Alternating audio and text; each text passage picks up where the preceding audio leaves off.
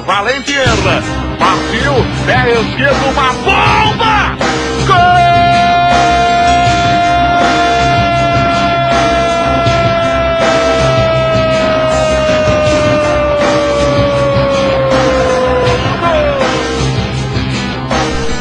Quand on aime le foot, on parle foot. C'est vous qui créez le débat. Bonsoir à toutes, chers auditeurs. Bienvenue dans l'émission Quand on aime le foot, on parle foot. Comme tous les mardis, nous sommes présents à partir de 21h et c'est notre dernière de la saison. Et bien sûr, nous serons présents de retour sur les antennes au mois de juillet. Je vous dirai tout ça tout à l'heure, bien sûr. Et avec moi, comme d'habitude, mes chroniqueurs toujours présents. Un petit nouveau qui sera là ce soir, je le présenterai en dernier. Thomas Florent qui est là et Chris. Bonsoir messieurs et je présente Erwan juste après. Bonsoir à tous. Bonsoir. Erwan qui est le nouveau, donc voilà, je vous le présente tout de suite. Erwan qui est souvent sur Twitter, vous devez un peu le suivre sur Twitter aussi sur football.fr qui est un blog et qui aussi nous fait nos infos transferts et qui aussi fait partie de notre groupe Quand on aime le foot, on parle foot sur Facebook. Bonsoir Erwan et bienvenue dans l'émission. Ne sois pas stressé, sois détendu. Bonsoir, merci à tous. Voilà. Et bien sûr, ce soir, nous avons un invité de marque, un très très grand invité, j'ai envie de dire, qui a 40 ans, je crois. Hein, j'ose vous dire l'âge à l'antenne. Voilà, ouais, je tacle d'entrée de jeu, qui était un ancien milieu de terrain, qui a joué 4 saisons à Sedan, 5 saisons à Nantes. Monsieur Olivier Quin, comment allez-vous ce soir? Merci d'être présent. Bonsoir. Bonsoir messieurs, ça va très très bien. Merci d'être présent sur RTS dans notre émission et de nous laisser du temps de débattre avec nous. J'espère que vous serez affûtés ce soir dans nos débats et faut pas vous laisser faire en tout cas. En pleine bourre en tout cas pour l'instant. Merci. On va prendre exemple sur notre invité de la semaine dernière. Hein. Elle ne tout sait à pas fait, tout à fait. Chris, justement, je vais en reparler juste après. Chers auditeurs, vous avez envie de réagir en direct sur notre émission, de réagir avec Olivier et de réagir avec tous nos chroniqueurs. Il suffit juste d'avoir Skype, de rajouter tout attaché. On aime foot auditeur. Tout cela attaché, vous rajoutez dans le pseudo. Et je vous accueillerai en off et je vous rajouterai dans l'émission si bien sûr, votre annonce est pertinente pour notre émission. Puis, chers auditeurs, n'oubliez pas nos anciens podcasts sur YouTube. Alonso est actuellement à 491 visites, merci à vous. Et notre dernier invité, comme tu l'as dit Chris, qui a fait on va dire un petit buzz, qui est actuellement à 242 visites. Il y a quand même pas mal de réactions sur Twitter. Allez voir justement ça sur YouTube. Vous tapez Quand on aime le foot, on parle foot avec Marion Aidalo. À partir de la 50e minute, on va dire que le débat change complètement de sujet. Mais c'est sympa à regarder. On est plus dans le foot après, là. À l'heure, on est plus dans le foot, là. Ouais, voilà, on est plus dans le foot, tout à fait, mais on reviendra tout de suite. Avec aussi nos hommages à Thierry Roland, Mathieu Dossivi, Vanio, Ludovic Jouli, et j'en passe, toutes nos émissions sur YouTube. Merci, voilà, vous pouvez aller voir tout ça en direct sur YouTube. Et moi, j'enchaîne tout de suite sur notre premier débat. On va pas s'endormir ce soir comme la dernière émission. Ce soir, ça va être un débat chaud, le premier débat. Blanc démissionne, aveu de faiblesse. Alors attention, ce soir, on va développer plusieurs sujets. Et le premier sujet, tout de suite, Blanc qui démissionne, hein, c'est pas, je perds son nom, le président de la Fédé qui l'a viré. Voilà, le Gretz, c'est pas le Gretz qui l'a viré. Hein. Faut savoir quand même que c'est bien le Blanc qui est parti. Donc je pose tout de suite la question à Olivier. Blanc aveu de faiblesse ou manque d'ambition? Déjà, il a démissionné, mais pourquoi? Il faudra se poser la question. Mais je pense que, même si Noël Le Gret ne l'a pas viré, il en voulait plus tellement, d'après ce que j'ai compris. Et ça a forcé Laurent Blanc à démissionner. Je pense que Laurent Blanc a perdu l'un sur cette équipe de France pendant l'Euro, avec tout ce qui s'est passé en dehors du terrain, et notamment les affaires Nasri, M'Vila et Ben Arfa, et je pense qu'il a perdu de la crédibilité, il a préféré jeter l'éponge. Ouais, je suis d'accord. Je suis assez d'accord avec Olivier. Par contre, on dit qu'il a démissionné. C'est pas le bon terme. Enfin, pour moi personnellement, c'est plutôt qu'il a refusé de renouveler son contrat. C'est pas pareil. C'est pas comme s'il était parti en cours de contrat. Sur le plan moral, c'est presque une démission quelque part. Oui, sur le plan moral, mais si on veut être précis sur les mots, c'est pas vraiment vraiment une démission. Maintenant sur le fond, effectivement, je pense que son contrat n'a pas été renouvelé puisqu'il était en fin de contrat au 30 juin et que. Ouais, voilà. Bah ça Alors, c'était juste un peu pour titiller sur la question à la base. Mais sur le fond effectivement moi je rejoins Olivier dans le sens il avait perdu de la crédibilité et surtout oui, par rapport à tout ce qui s'est passé. Je pense qu'à la base quand il a pris le poste c'était avec plein de bonne volonté justement en voulant renouveler et redorer le blason de l'équipe de France. Et malheureusement ça s'est pas passé effectivement comme il l'espérait. Il y avait beaucoup plus de travail, je pense que il s'attendait pas à ça. Il a été lâché, je crois, par partie des joueurs. Il a été vraiment déçu. Il en a pris un coup derrière la tête et puis ça me paraissait logique justement qu'il veuille pas continuer. Ouais, mais il avait plutôt bien réussi hein, jusqu'au début de cet Euro, hein, parce que il avait renouvelé l'effectif. Alors effectivement, il avait rappelé certains joueurs qui étaient en Afrique du Sud, mais à petite dose. Et on pensait, enfin moi le premier, on pensait pas que ça allait se passer comme ça pendant l'Euro. Et Ah oui, non, mais je suis. Parce que c'est ça qui l'a déçu, qui l'a peut-être découragé. Et il y a aussi le problème de son staff. Hein. On sait qu'il a un staff qui est assez conséquent avec 22 personnes à ses côtés, que Noël Le Graët voulait le réduire à 9. Et là aussi, il y a une divergence de vue entre les deux hommes, et ça aussi, ça pose des problèmes.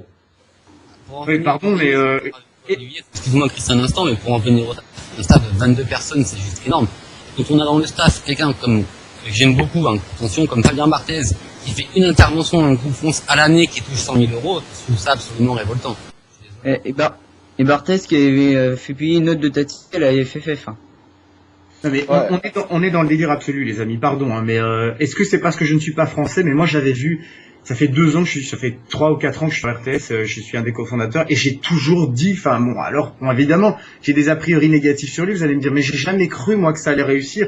Tous les indices, pour moi, étaient au rouge, il n'y a pas eu de changement après Nice, là. Il faut se rappeler du contexte, il était attendu comme le Messi en 2010, ou Raymond Domenech, qui était le Judas en France. Faut se rappeler du contexte presque paramédical, j'avais presque psychologique. À ce moment-là, il faut quand même se souvenir de ça. Il a jamais eu de fond de jeu propre. Son bilan comptable avant l'Euro n'est pas mauvais. Ça, ce sera plutôt dans la catégorie. Même bon, oui. Point positif. Mais il faut se rappeler les qualifications poussives dans un groupe très poussif. Il n'y a pas eu d'empreinte Laurent Blanc. Il était très laxisme au niveau du coaching. Son Euro, c'est un demi-naufrage. Il a une victoire, certes. On dira enfin une victoire. Il a 2 défaites. Et ces 2 défaites, c'est 2 naufrages sur le plan tactique. On avait eu l'occasion d'être en direct contre la Suède. Ça avait été un naufrage absolu sur le plan tactique. On était en direct ce jour-là. Contre l'Espagne, il nous a mis plus défensif que ça, que c'est pas possible. Donc, pour moi, tous les indices étaient au rouge. Là, vraiment. Ouais, mais bon, attends, Chris.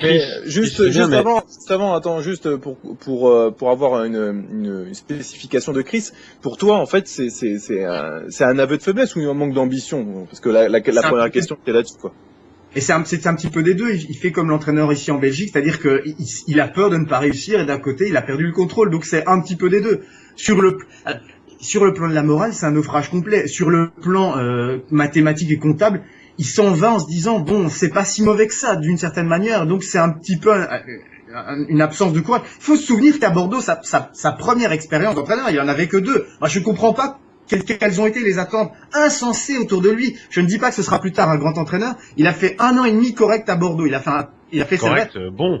Correct, il a fait 6 mois extraordinaires, on se souvient, quand ils étaient en La première saison est très bonne. La première saison exceptionnelle, elle est exceptionnelle.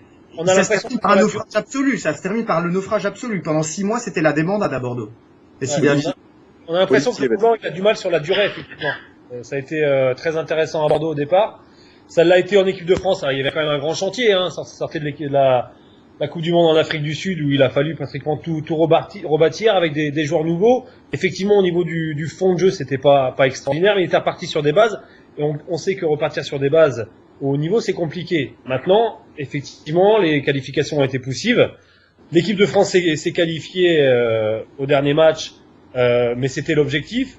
Effectivement, après le bilan sur l'Euro, il est mitigé, il est très décevant parce qu'il y a une seule victoire. Et au niveau du jeu, là où c'est quand même le plus important, parce que cette équipe de France toujours, elle a eu toujours des bases au niveau du jeu, bah, elle a été très très décevante. Ouais, non, mais justement, je suis assez d'accord. Simplement que bah, il n'avait pas les capacités à aller plus loin avec ce groupe-là. Alors effectivement, c'est peut-être un aveu de faiblesse. Ouais, non, mais là, je suis d'accord, effectivement, qu'il y avait pas de fond de jeu. Il faut aussi voir que ça fait combien d'années aussi qu'il y a pas de fond de jeu en équipe de France. Et puis, effectivement, il avait, quand il a repris en 2010, il y avait un chantier monstrueux, hein. Non seulement, il fallait rebâtir une équipe, il y avait la pression quand même populaire, plein de gens qui voulaient plus. Non, mais fallait faire plaisir, effectivement, au public français. Et, plein de gens voulaient plus, alors, de tous des mutins, on va dire. Mais ce qu'il y a surtout, c'est que souvenez-vous, c'est une sélection nationale. C'est une sélection nationale, c'est pas un club, c'est pas pareil. Chris. En 98, on a galéré pendant les 3 matchs de poule, on a galéré contre le Paraguay en huitième de finale. Sur la compétition, on sort l'Italie en quart de finale au tir au but. Et le fond de jeu, il a jamais été extraordinaire non plus. Mais on dit pourquoi t'avais les individualités, Olivier. T'avais les individualités que maintenant tu n'as plus. Oui, les individualités. On lui demande d'avoir des résultats. Et dans une compétition majeure, d'avoir des résultats. Et ce n'est pas arrivé depuis la finale de 2006. À la limite, s'il avait pas les résultats, mais qu'il avait le fond de jeu, je pense que tout le monde lui aurait pardonné. Sincèrement, je pense, hein. Bien évidemment, c'est ce que je suis en train de dire. C'est ce que je suis en train de vous dire. On demande à une équipe nationale d'avoir des résultats. Je vois un point, c'est qu'en 2006, sur les qualifications, on avait un groupe qui était assez simple avec la Corée, il me semble, la Suisse et le Togo. On avait eu tous les malheurs du monde à s'en sortir, déjà. Effectivement. Ouais. Déjà. Donc c'était pas difficile. Donc très bien, ce premier point, on va dire plutôt un aveu de faiblesse de Laurent Blanc, ce qui sort de vous tous. Non. On est pas Flo, à peu près. Voilà. Flo, voilà, il diverge. Avant que tu enchaînes, mais c'est une question très très con. Est-ce que Laurent Blanc, finalement, il se fait pas chier au bout de 2 ans dans une équipe ou un club? Est-ce qu'il a pas le syndrome Eric Guéretz? Ouais, c'est vrai, ça peut. Il a fait 3 ans à Bordeaux, messieurs. Il a fait 3 ans à Bordeaux. Il a fait la dernière année, il était. Faut se rappeler la dernière année comment ça se termine encore une fois. Oui. La mémoire. Je pars avec toi, mais je pense que voir comment Bordeaux a été suite après ça. Il faut voir où ils sont. Je tournerais autrement la phrase. Je dirais plutôt Laurent Blanc est-il pas opportuniste plutôt, parce que il a fait combien de clubs en tant que joueur, Laurent Blanc? Vous vous souvenez combien de clubs il a fait? Et c'est souvent pour ça que je me pose cette question-là, savoir s'il se fait pas chier finalement. Il en a fait un paquet, et je pense que Laurent Blanc, c'est un homme sur un cycle court. Comme Marseille, l'Inter, Manchester, c'est comme des gros clubs, mais jamais très longtemps. Non, mais il faut aussi dire.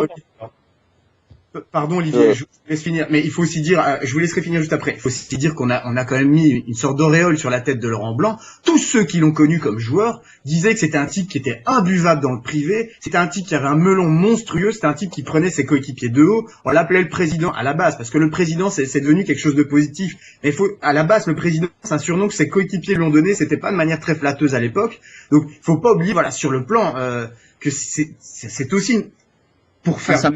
Sur le plan entraîneur, ça reste encore à prouver. Enfin, pardon, mais. C'est surtout qu'il c'est 98, hein, sinon il serait jamais là. Posterie.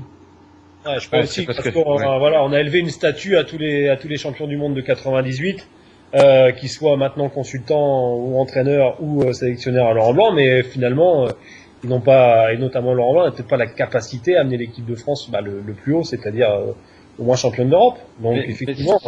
Tout à fait. C'est qu'il faut voir, non mais attendez, mais ce qu'il faut voir aussi, pour moi, c'est qu'il faut, je me répète, mais il faut voir quand même d'où l'équipe de France venait. Je veux dire, même si, alors c'est peut-être pas le meilleur, non mais c'est peut-être pas le plus grand entraîneur qui est. Non mais ce qu'il y a, c'est que à l'époque, franchement, je suis désolé, effectivement, tout le monde était d'accord pour dire que c'était a priori un bon choix. C'était quelqu'un qui arrivait avec une notoriété, qui était censé justement en imposer dans le vestiaire. Tout le monde, il était censé se faire respecter dû à son palmarès qu'il a eu. Et voilà, maintenant, effectivement, je pense qu'il ne devait pas s'attendre à avoir des problèmes comme ça. Le souci qu'il a, c'est qu'effectivement, bon, on parlait tout à l'heure du fond de jeu qui était inexistant, effectivement, là en équipe de France, mais du fond de jeu, je disais, il y en a pas eu depuis longtemps. Maintenant, les côtés positifs que je trouve, c'est que non seulement effectivement il y a cette série de matchs sans défaite assez longue. Même si effectivement les adversaires n'étaient pas forcément prestigieux, parce que même les Anglais, c'était une équipe bis qu'on avait affrontée en février, je crois 2011, si je me trompe pas. Et voilà, maintenant il y a certains joueurs qui étaient traités un peu de paria, même par moi, hein, avec qui j'avais une rancune un peu tenace, par exemple avec Ribéry. Non mais par exemple, je prends un joueur comme Ribéry. Personnellement, a priori, sur l'Euro, il a pas été mauvais. C'est loin Ça a loin été d'être le plus mauvais. Et a priori, dans les vestiaires, il a voulu redorer un peu les choses. Messieurs, on s'écarte. On va revenir tout de suite sur le sujet des fonds de jeu, tout ça. C'est pour ça que je vais passer sur un autre point. Donc voilà, on s'est un peu écarté. Mon deuxième point sur Laurent Blanc, bien sûr, on reste sur Laurent Blanc. Et après, on pourra partir sur d'autres choses, bien sûr. 2 ans de perdu ou 2 ans d'espoir pour vous, Olivier. Mais juste avant que vous répondez, j'ai quelques pourcentages. Je me suis amusé à faire quelques pourcentages et oui, je sais calculer, messieurs. Non, pas du tout. Je les ai fait moi-même. Donc j'ai fait le pourcentage des victoires de Domenech et des victoires et des nuls et des défaites de Domenech et pareil de Laurent Blanc. Donc Domenech c'est 18% de défaites, Laurent Blanc c'est 16% de défaites. Au niveau des nuls, c'est pour Domenech c'est 30% et pour Laurent Blanc c'est 24%. Et au niveau des victoires, c'est là que c'est plus flagrant. Domenech c'est 52% et Laurent Blanc c'est 60%. Attention, Domenech est resté plus longtemps à la tête des Bleus, bien sûr, avec 79 matchs joués. Donc voilà, c'est des pourcentages que je dis comme ça. Certes, Laurent Blanc, il a que 25 matchs joués en équipe de France. Tout match confondu, match amicaux et tout ça. Voilà pour vous, Olivier, 2 ans de perdu ou 2 ans d'espoir avec ces stats que je vous donne. Et voilà. Non, c'est certainement pas 2 ans de perdu. Il faut pas abuser. On sait d'où on vient. Hein, je vous l'ai dit tout à l'heure après le naufrage en Afrique du Sud. Il a essayé de reconstruire quelque chose. C'était plutôt bien parti, ça n'a pas été jusqu'à son terme et c'est ça le plus malheureux, le plus dommage. Maintenant, on repart de zéro une fois encore parce que on va changer de sélectionneur, on va certainement changer encore de joueurs vu le comportement de certains sur cette Euro. Pardon ? Je dis soi-disant, parce qu'on devait changer de staff en 2010, on devait changer les joueurs, on devait ramener les anciens de 98 qui ont vomi leur haine sur la France et qui étaient bien contents que l'équipe de France soit ridicule. On se souvient encore de ces épisodes-là. Donc on devait tout changer en 2010 aussi, je rappelle ça. Ouais, il a changé quand même quelques joueurs. Malheureusement, je crois qu'après ça lui a porté préjudice. Il a rappelé certains qui étaient en Afrique du Sud, je pense. Ouais, mais le problème et Malouda, tous ces joueurs-là étaient en Afrique du Sud. Et malheureusement, tous ces joueurs-là ont laissé une empreinte négative. Tout à fait, Olivier, mais justement, on met qui à la place? C'est pareil, vous êtes gentils, les gars, mais après, vous faire une analyse. Vous avez pas 10 000 monde qui tapent à la porte actuellement. On est que. Non, mais attends, Chris, à ce moment-là. Au poste de latéral gauche à la place des Rois, il y a Mathieu qui fait des matchs plutôt intéressants en Espagne depuis quelques années, qui aurait mérité d'avoir sa chance, et qu'avec Clichy, on avait 2 latéraux de bon niveau. Et après, il va falloir peut-être miser un peu aussi sur les jeunes. Je pense qu'à un moment donné, même si on perd en qualité, de toute façon, ça pourra pas être pire. Et si on perd en qualité, on va au moins gagner en comportement et en état d'esprit. Et on sait que dans une équipe et dans un groupe, c'est très très important d'avoir un très bon état d'esprit et d'avoir un état d'esprit collectif. Et je pense qu'avec ça, on peut repartir sur de bonnes bases et espérer en l'avenir. Et donc, si en gros, faut tirer un trait sur une génération. Attends, Flo, vas-y. Chris, je vais finir Flo, puis après. En gros, en fait, faut tirer un trait sur une génération, la génération actuelle qui est en place, la génération dorée, soi-disant que dont tout le monde attendait des pépites, la génération 87, a priori quand même. Non, mais c'est quand même, ils sont quand même a priori, ils ont toujours été assez difficiles, on va dire, entre guillemets, à manager. Certains joueurs ont toujours été Ben Arfa, etc. Par exemple, ça a toujours été un joueur a priori assez difficile, qui a eu certains soucis dans les différents clubs où il est passé. Le problème, c'est qu'il peut y avoir des éléments individualistes, il peut y en avoir, mais le problème dans l'équipe de France, c'est qu'on était dans un groupe où il y en avait trop. On se souvient, quand l'équipe de France a réussi, c'est qu'il y avait des caractères individualistes et il y avait des mecs qui allaient au charbon, qui avaient le sens du collectif. Et si on regarde les 8 quarts de finalistes de cet Euro, l'équipe la plus individualiste et la moins collective, et il suffit de le voir dans la tension qu'il y a dans les médias, de la tension qu'il y a dans le groupe, et de tous les échos et de toutes les fuites qu'il y a, eh bien, le groupe le moins collectif, où il y a moins d'osmose, c'était le groupe de l'équipe de France. Et je suis certain. Et quand on voit, il n'y a pas de leader. Mais je suis pas d'accord avec toi, Chris, parce que faut bien réfléchir à tout ça et regarder. On a fait un Euro, certes on est arrivé à l'Euro, on avait beaucoup d'espoir parce que tous les matchs amicaux qui ont été joués ou tous les matchs quand même de la préparation à l'Euro des éliminatoires étaient avec un respect.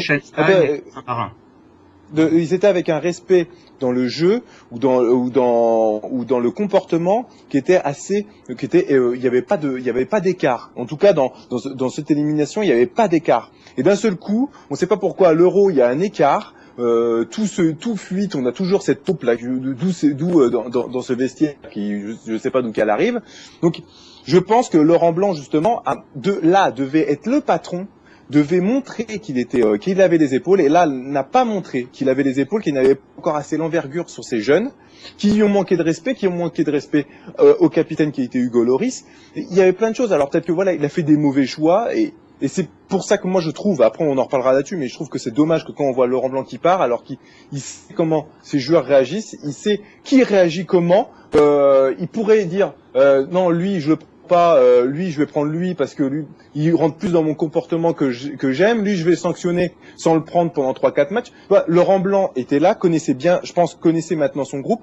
Alors peut-être qu'il a été dégoûté, moi je pense que comme toi, Flo, il a été complètement lâché, quoi. Exactement, mais il en a eu marre parce qu'en fait il a été déçu par ce qui s'est passé, puis il avait pas envie encore je vais pas dire de se prendre de se prendre la tête avec ça, mais je veux dire, à mon avis, il a tellement été déçu par le comportement de joueurs en qui il avait confiance, à qui il avait donné les clés de l'équipe de France, mais voilà, il leur faisait confiance, il a été, j'ai utilisé un mot qui est un peu fort, mais il a été a priori un peu trahi par certains joueurs, il s'y attendait pas, et puis ça l'a déçu, il a pas envie de recommencer une aventure comme ça, c'est tout, c'est humain, c'est compréhensible, hein. Maintenant, personnellement, je trouve qu'effectivement, il faudrait réussir enfin à tirer un trait sur l'épisode Nice Nap, parce que c'est toujours pas fait, hein.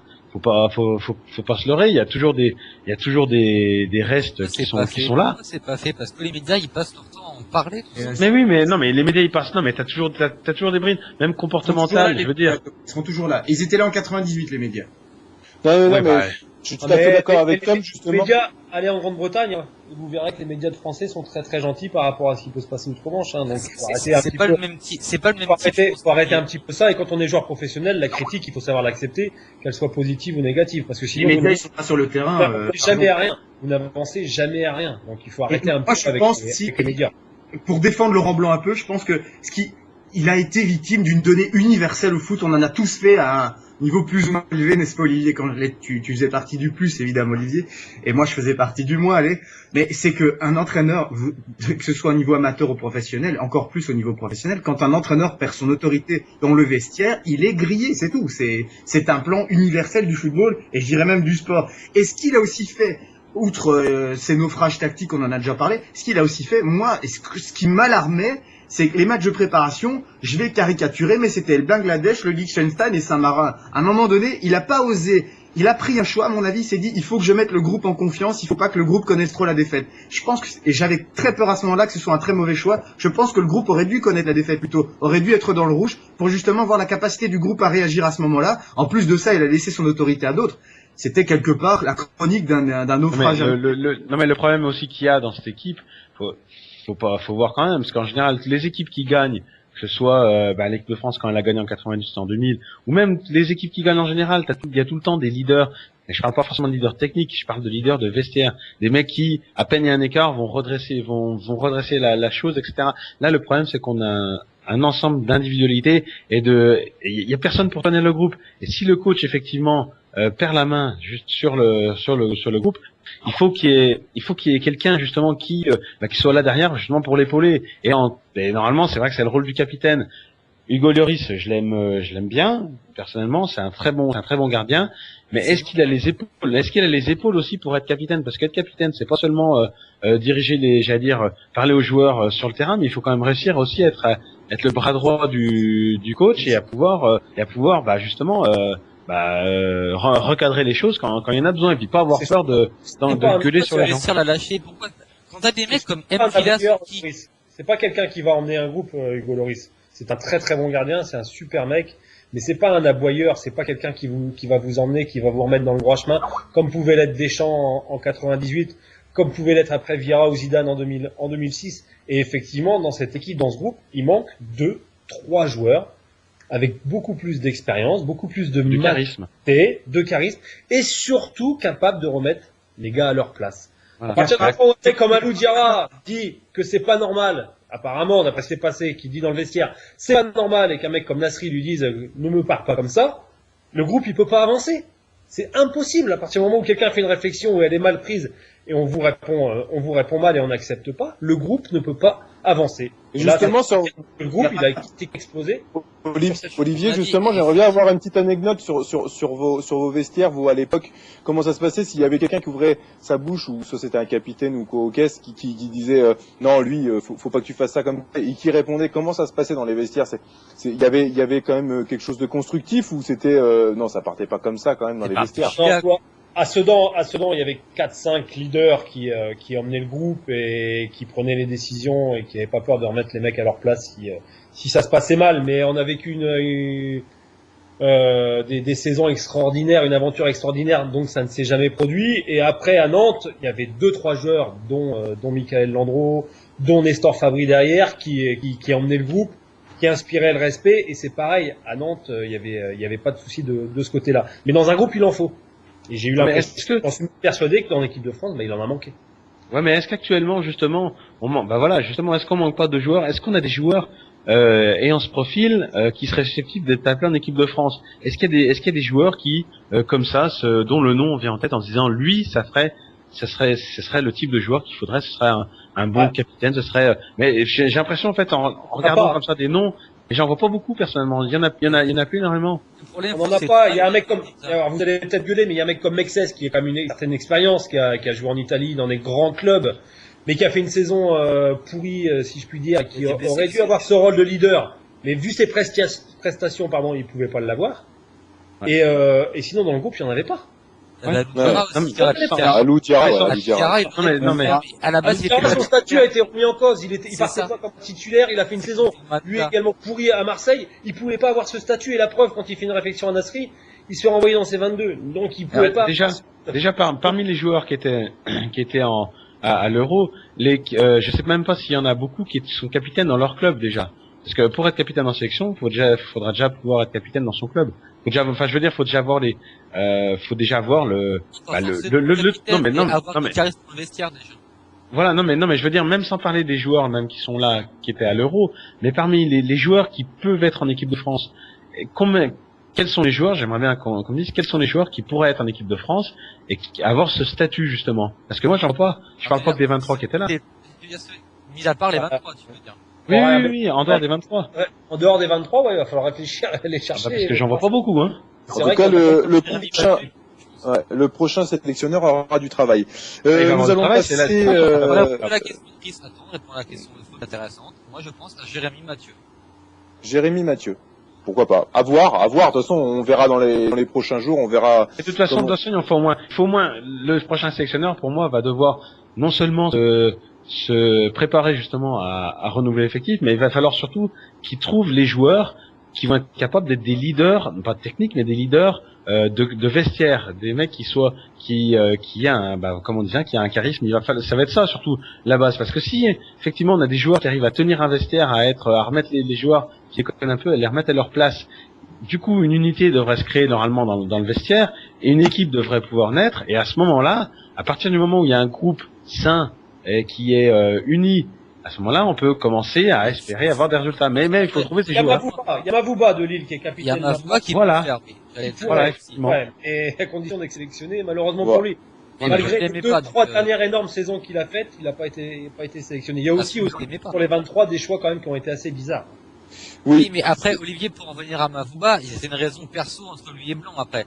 C'est que Blanc a pas digéré quand il arrive à Bordeaux et comptait sur Mavouba, que Mavouba parte à Villarreal. Ça, il l'a pas digéré. Ouais, et ça, c'est pas pour ça qu'il ne peut pas sélectionner un joueur qui est très bon depuis 3 années en France. Mais tu sais, c'est vraiment le cas, c'est ridicule et scandaleux, vous m'excusez. Tu sais comment ça se passe, et parfois, là, le cœur a ses raisons que la raison ignore, on va dire. Tout à fait. Ouais. Et nous enchaînons sur le prochain point aussi.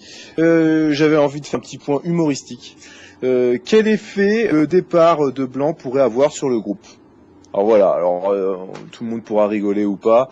Voilà. Est-ce que ça peut, oui, c'est une blague. Non, mais est-ce que ça peut déstabiliser un groupe, Olivier? Parce que Laurent Blanc part, tout le monde disait oui, on veut le garder. Tout le monde l'a dit aussi quand Domenech devait partir aussi. Non, on veut garder Domenech, il faut qu'il reste.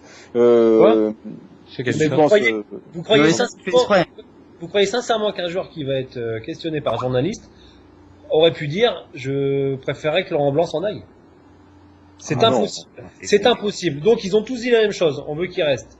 Mais est-ce qu'ils le pensaient vraiment? J'en suis pas sûr. Et je suis pas certain que son départ fasse pleurer beaucoup de joueurs. Leur priorité aux joueurs, c'est leur club respectif. Ils vont partir dans une préparation et dans une nouvelle saison. Il y aura un nouveau sélectionneur. Et quand ils seront appelés, ils seront très heureux d'être, enfin, je pense, très heureux de l'équipe de France. En tout cas, j'espère pour eux qu'ils sont très heureux avec l'équipe de France. Et pour eux, ça va absolument rien changer que ce soit plus Laurent Blanc. Ouais, effectivement. Alors, quand tu parles de groupe, Chris, c'est ce que ça, enfin, le groupe, oui, ça, il y a que le nom, hein, parce que, pour moi, un groupe, c'est déjà un groupe uni. Là, pour moi, c'est pas un groupe. Les joueurs, ils vont pas pleurer sur son sort à Laurent Blanc. D'accord. Et Erwan, toi, qu'est-ce que t'en penses de ça, l'effet de Blanc, du départ de Blanc sur ce groupe? Bah, ça peut créer un électrochoc, mais je pense pas, hein, ils ont pas l'air de... Déjà, quand on les voit sur le terrain, c'est même pas un honneur pour eux de porter le maillot de l'équipe de France, on dirait que c'est une corvée, alors. Nasri, il a plus rien à faire en équipe de France, d'ailleurs, ils ont été convoqués devant la commission de discipline avec Mbula, Menez et Ben Arfa, donc on va voir ce que ça va donner.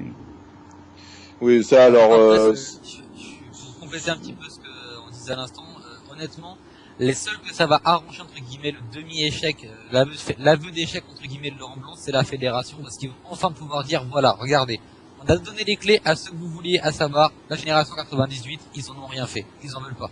Voilà. Ça va les arranger juste pour ça, clairement. Ouais, mais par contre, moi, ça me fait beaucoup rire, cette histoire de génération 98. Ça me fait énormément rire. Comme si, enfin, ça n'a rien... On sort du domaine du cadre footballistique, mais comme si des mecs qui ont gagné, c'est vrai, une grande compétition, même eux, pouvaient forcément, avaient des capacités intellectuelles pour être de très bons dirigeants. C'est comme si un très grand ouvrier, parce qu'il avait gagné des trophées, parce qu'il a une main extraordinaire, pourrait prendre la tête de la plus grande multinationale au monde. Moi, c'est quelque chose qui me fait beaucoup sourire. À la limite, ça marche dans beaucoup de pays, ça c'est vrai. Mais en France, je suis désolé, moi j'ai toujours été, ça fait des années que moi je suis choqué d'un élément en France. Je suis pas, évidemment, vous le savez, je suis pas français.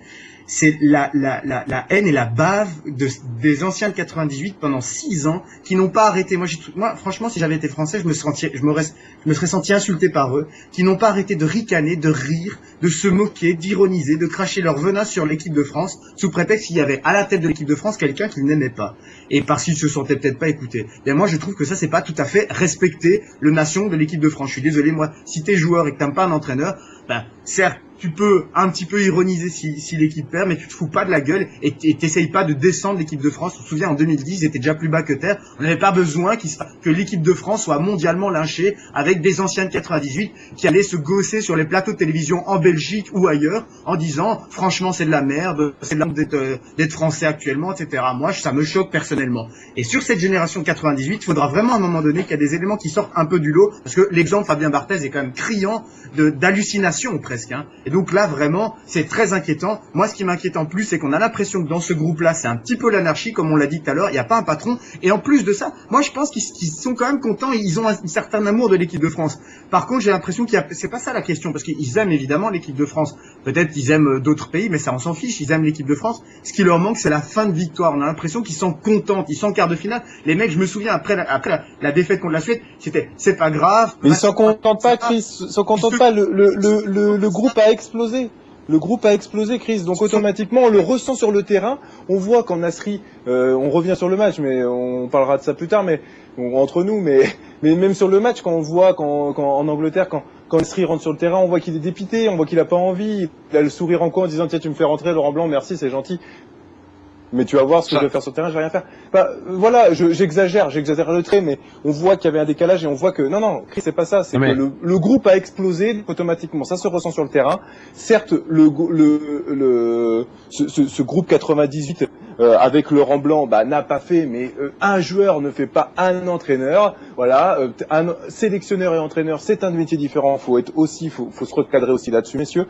Faut pas oublier ça. Bordeaux, ça a été une expérience, même si en fin d'expérience ça n'a pas été extraordinaire, mais quand même a fait quand même quelque chose d'exceptionnel avec Bordeaux. On l'attendait quand même ici, certes, même moi je l'attendais quand même ici. En tout cas, mieux que Domenech, je suis plus optimiste quand il est parti qu'avec Domenech. Et justement, c'est pour ça que je vais vous recadrer sur ce truc-là, sur mon prochain point.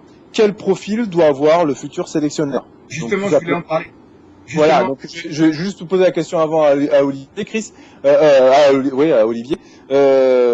Olivier, pour toi, il doit avoir quoi il doit avoir une grande gueule, il doit être percutant, il doit avoir beaucoup d'expérience, il doit taper un gros coup de poing sur la table. Qu'est-ce qu'il doit, quel caractère il doit avoir, quel profil il doit avoir?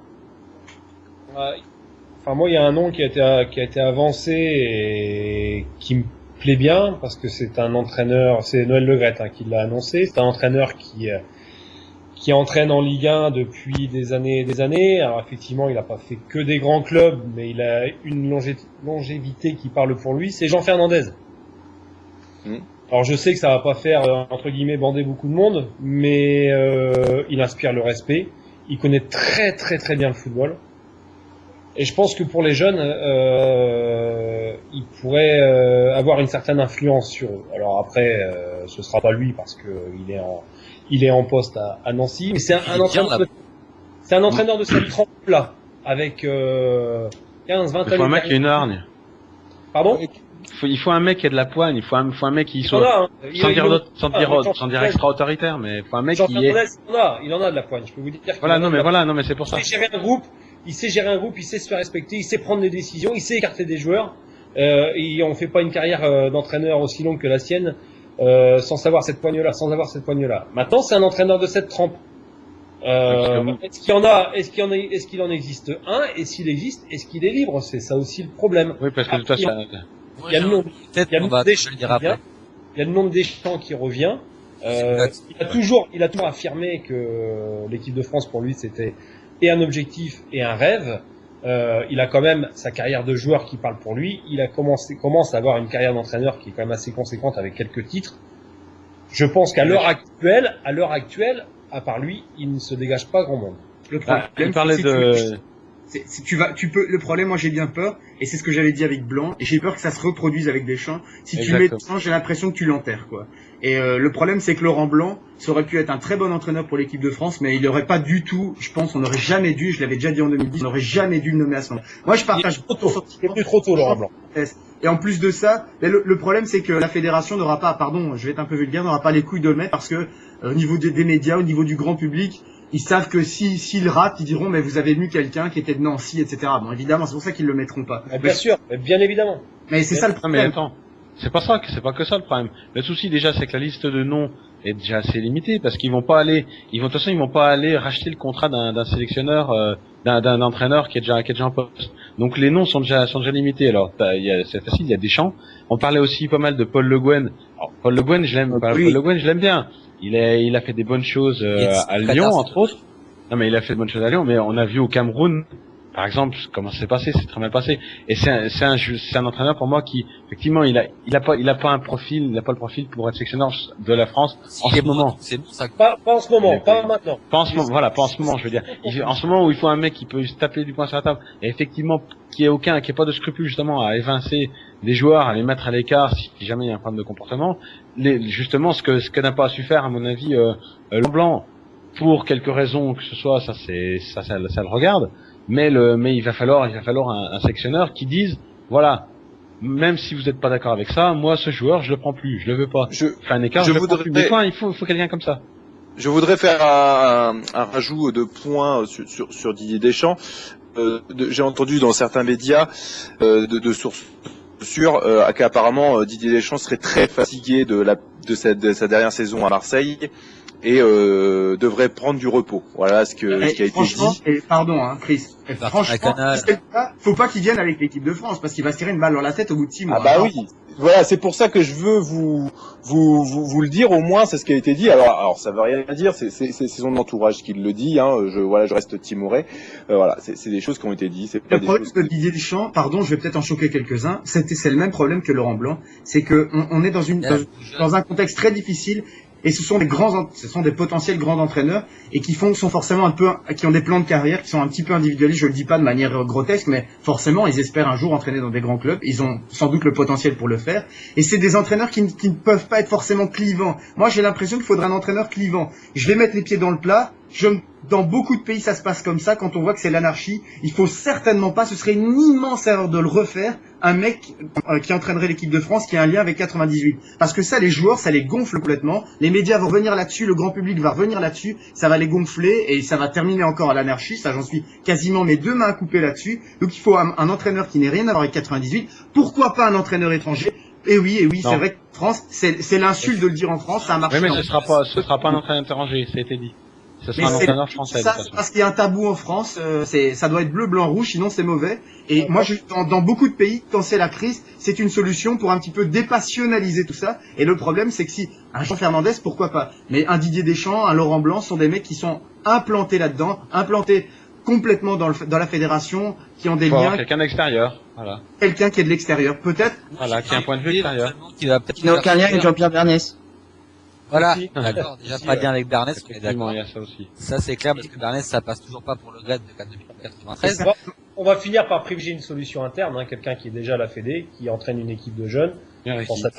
Pense à Bergerot, dont le nom a été avancé, Smereki, Montbert, enfin voilà, peut-être un des trois.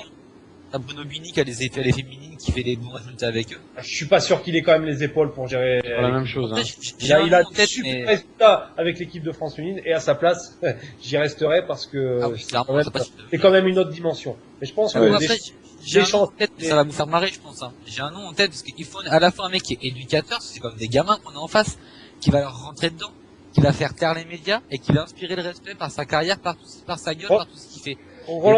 Je sais qui c'est que tu vas citer. Luis Hernandez. Non, du coup, moi je pensais à Cantona, clairement. À Cantona.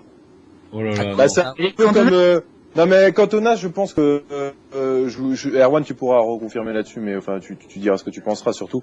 Moi je pense que Cantona c'est un peu comme Zidane, quoi. Ça va être les deux, ça va être le problème, c'est que Cantona n'a pas d'expérience, même si c'est un super grand joueur qui a une super grande gueule et qui va dire des choses dans les vestiaires, certes il va dire des choses, mais est-ce que tactiquement on va pouvoir dire non toi tu fais pas ça, tu recules, toi vous défendez bien, toi tu prends bien le couloir, toi tu diverges, tu rentres dans l'axe, tu fais des choses, il y a des choses qui se passent. Il y a des choses techniques. Hein. Et pourquoi il pourrait pas le faire par rapport à quoi? Non, mais est-ce qu'il a les connaissances tactiques? Est-ce qu'il a les compétences tactiques? Il a été sélectionneur. Il n'a aucune expérience. Pas ça. Il a une expérience. Il a été officiellement. Mais Guardiola, il n'avait pas d'expérience. Guardiola n'avait aucune expérience. Guardiola, il a proposé le plus beau jeu d'Europe avec le Barça. Ouais, non, mais si, il entraîné l'équipe des juniors. Guardiola, il est né au Barça. Attendez, vous énervez pas, laissez finir Olivier. Faut arrêter avec ces clichés d'expérience et on n'a pas d'expérience et on n'a pas d'homme, on n'est pas prêt. Surtout quand un joueur a une immense un joueur a eu une immense carrière de joueur derrière lui, qu'il a côtoyé les plus grands entraîneurs dans les plus grands clubs.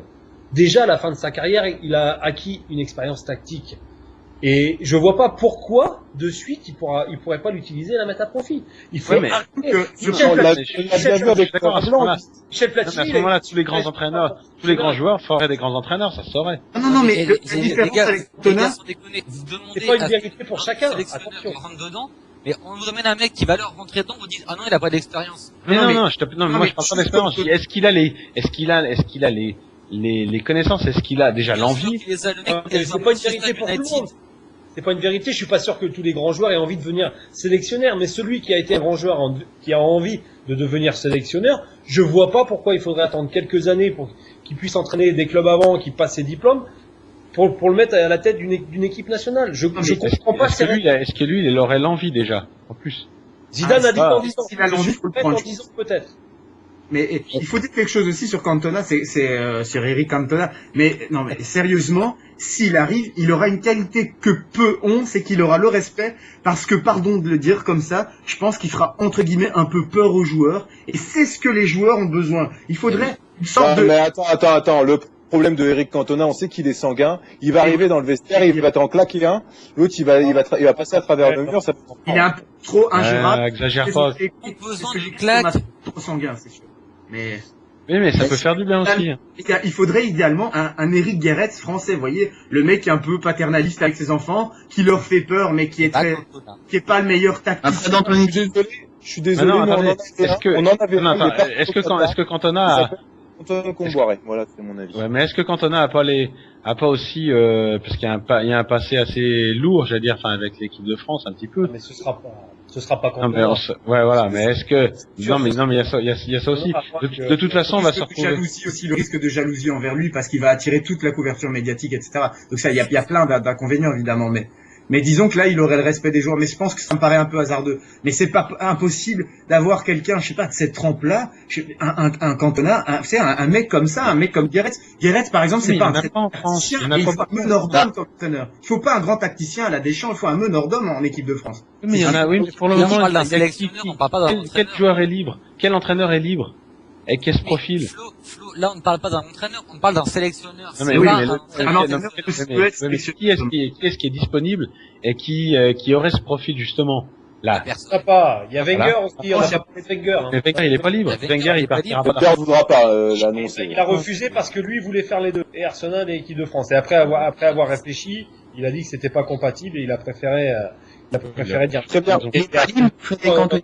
Avait le profil idéal aussi pour l'équipe de France. Vous énervez pas, Erwan, t'auras le mot de la fin. Voilà, vas-y Erwan. Bah, Frédéric Antonetti, mais il est pas libre. Voilà. Voilà, C'est ça le sera même le mot de la problème. fin. Non, mais Pour Erwan, ça sera Frédéric Antonetti. Mais il est pas libre, t'as tout dit. Voilà. Merci, on se retrouve juste après le jingle et on enchaîne sur le deuxième débat. Football.fr, l'appli foot à télécharger gratuitement sur votre iPhone. Retrouvez toute l'actu du premier site communautaire foot en France, les articles, les brèves et les news des meilleurs blogueurs de Football.fr. Paroledefoot.com, c'est réaction, analyse et interview. Tout ça sur paroledefoot.com. Football, un média créé par des supporters.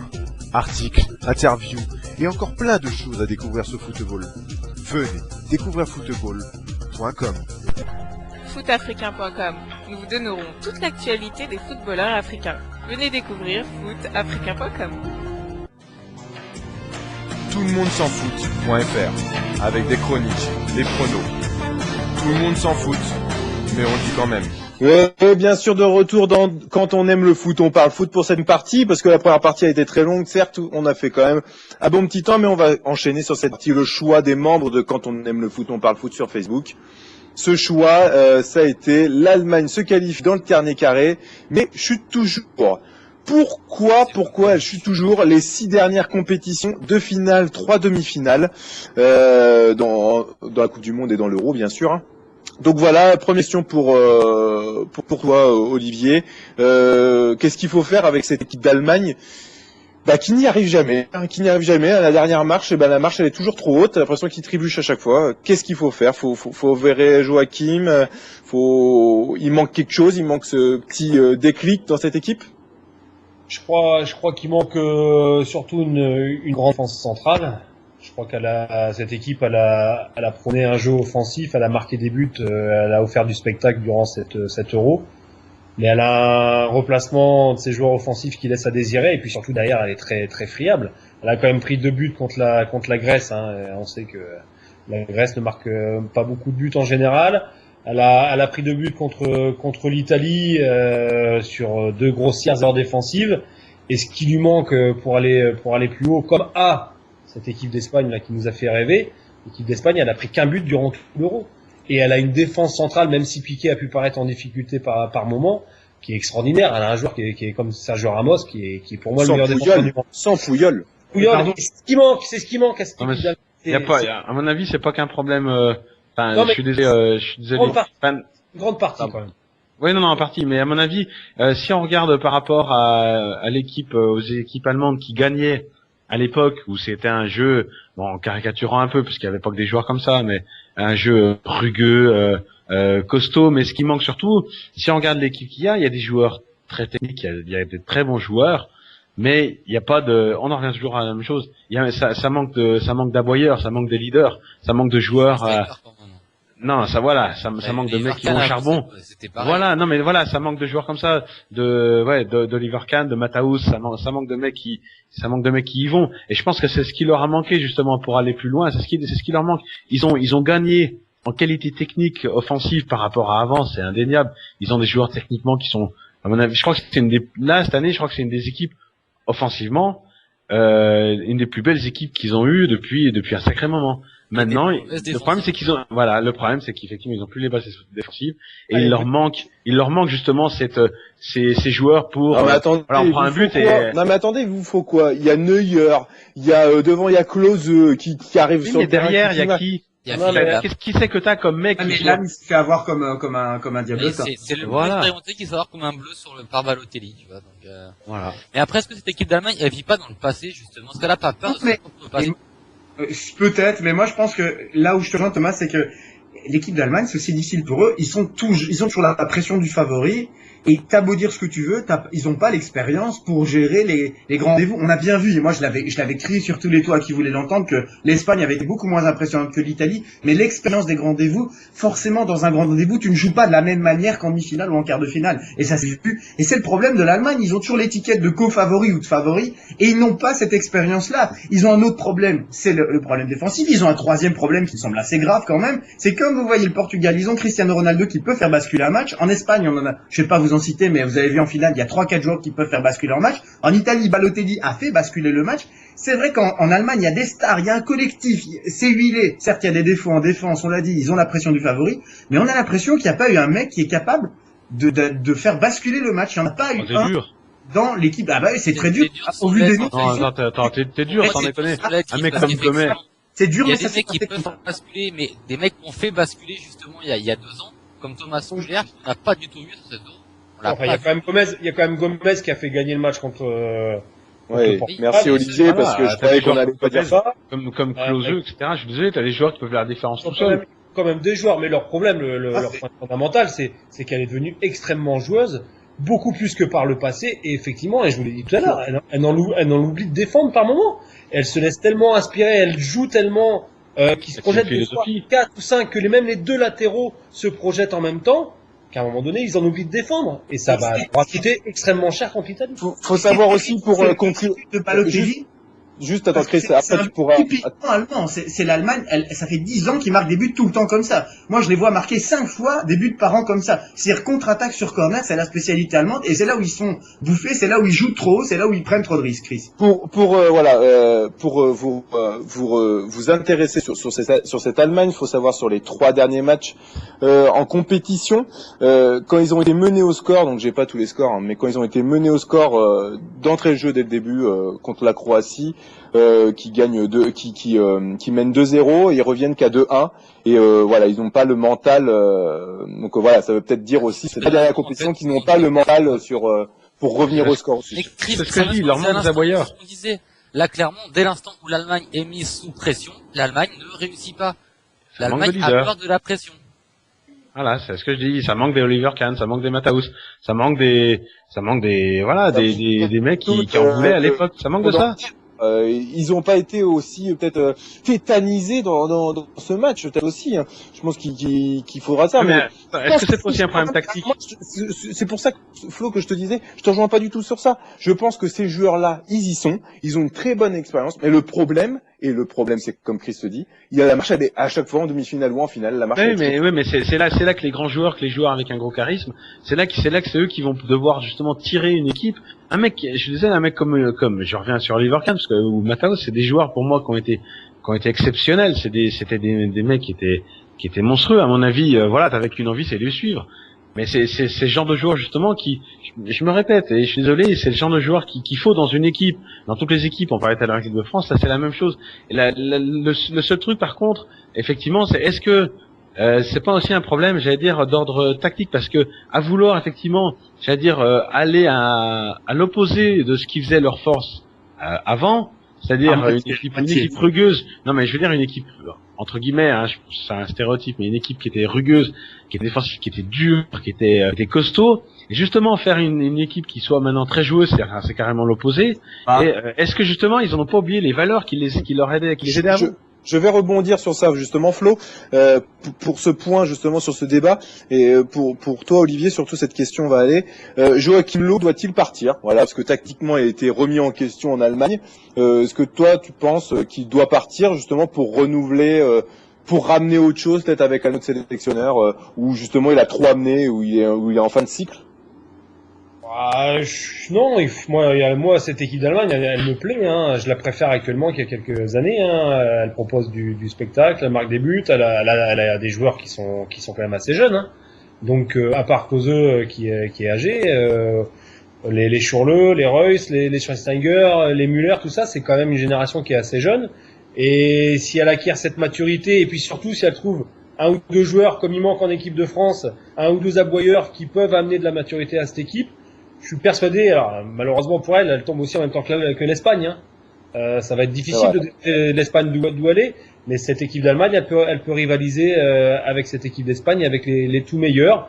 Faut que défensivement, elle se stabilise, elle trouve des joueurs, j'ai envie de dire plus rugueux, plus méchants, que défensivement ils travaillent un petit peu plus, mais je suis pas persuadé que ce soit la bonne idée de se séparer de John. Non, moi aussi, je suis d'accord. C'est pas un peu dur avec l'Allemagne, enfin, sans vouloir être méchant, mais leur Je dernier préférais titre, être avec l'équipe d'Allemagne que l'équipe de France. Hein. Et oui, carrément. Et clairement, le dernier titre de l'Allemagne, c'est 96 à l'Euro en Angleterre. C'est pas forcément il y a 50 ans. C'est il y a 15 ans. C'est pas énorme. C'est beaucoup pour une équipe qui est favorite à chaque fois. Mais le problème, c'est qu'ils sont favoris, je me répète, ils ont tout à par leur passé. Mais ils sont par la qualité de leur effectif, par leur passé, par leur histoire. C'est parce qu'ils arrivent toujours aussi dans le dernier carré. Je suis pas d'accord. Ils sont favoris pour ça. Ils peuvent pas être favoris. Comment voulez-vous qu'ils soient favoris alors qu'il y a l'Espagne? Ils sont co-favoris. C'est possible qu'ils se hissent en demi-finale ou en finale, mais pour moi, ils sont pas favoris. Et pour l'instant, arriver en demi-finale de l'Euro comme ils l'ont fait, ou en finale de la Coupe du Monde comme ils s'étaient fait battre par le Brésil, il me semble. Voilà. Pour l'instant, ils sont pas, ou en demi-finale, ils ont pas les épaules pour gagner une compétition. Et ils étaient quand même deuxième cités après les Espagnols. Ils sont en train de progresser, en train d'acquérir cette expérience qui peut-être dans 2 ans ou dans 4 ans, leur servira à remporter une grande compétition internationale. Moi, justement, là où je vous rejoins pas, c'est que je pense qu'ils ont besoin de gagner une grande compétition pour avoir l'expérience. Et ce qui est inquiétant, c'est que... L'Espagne l'a fait.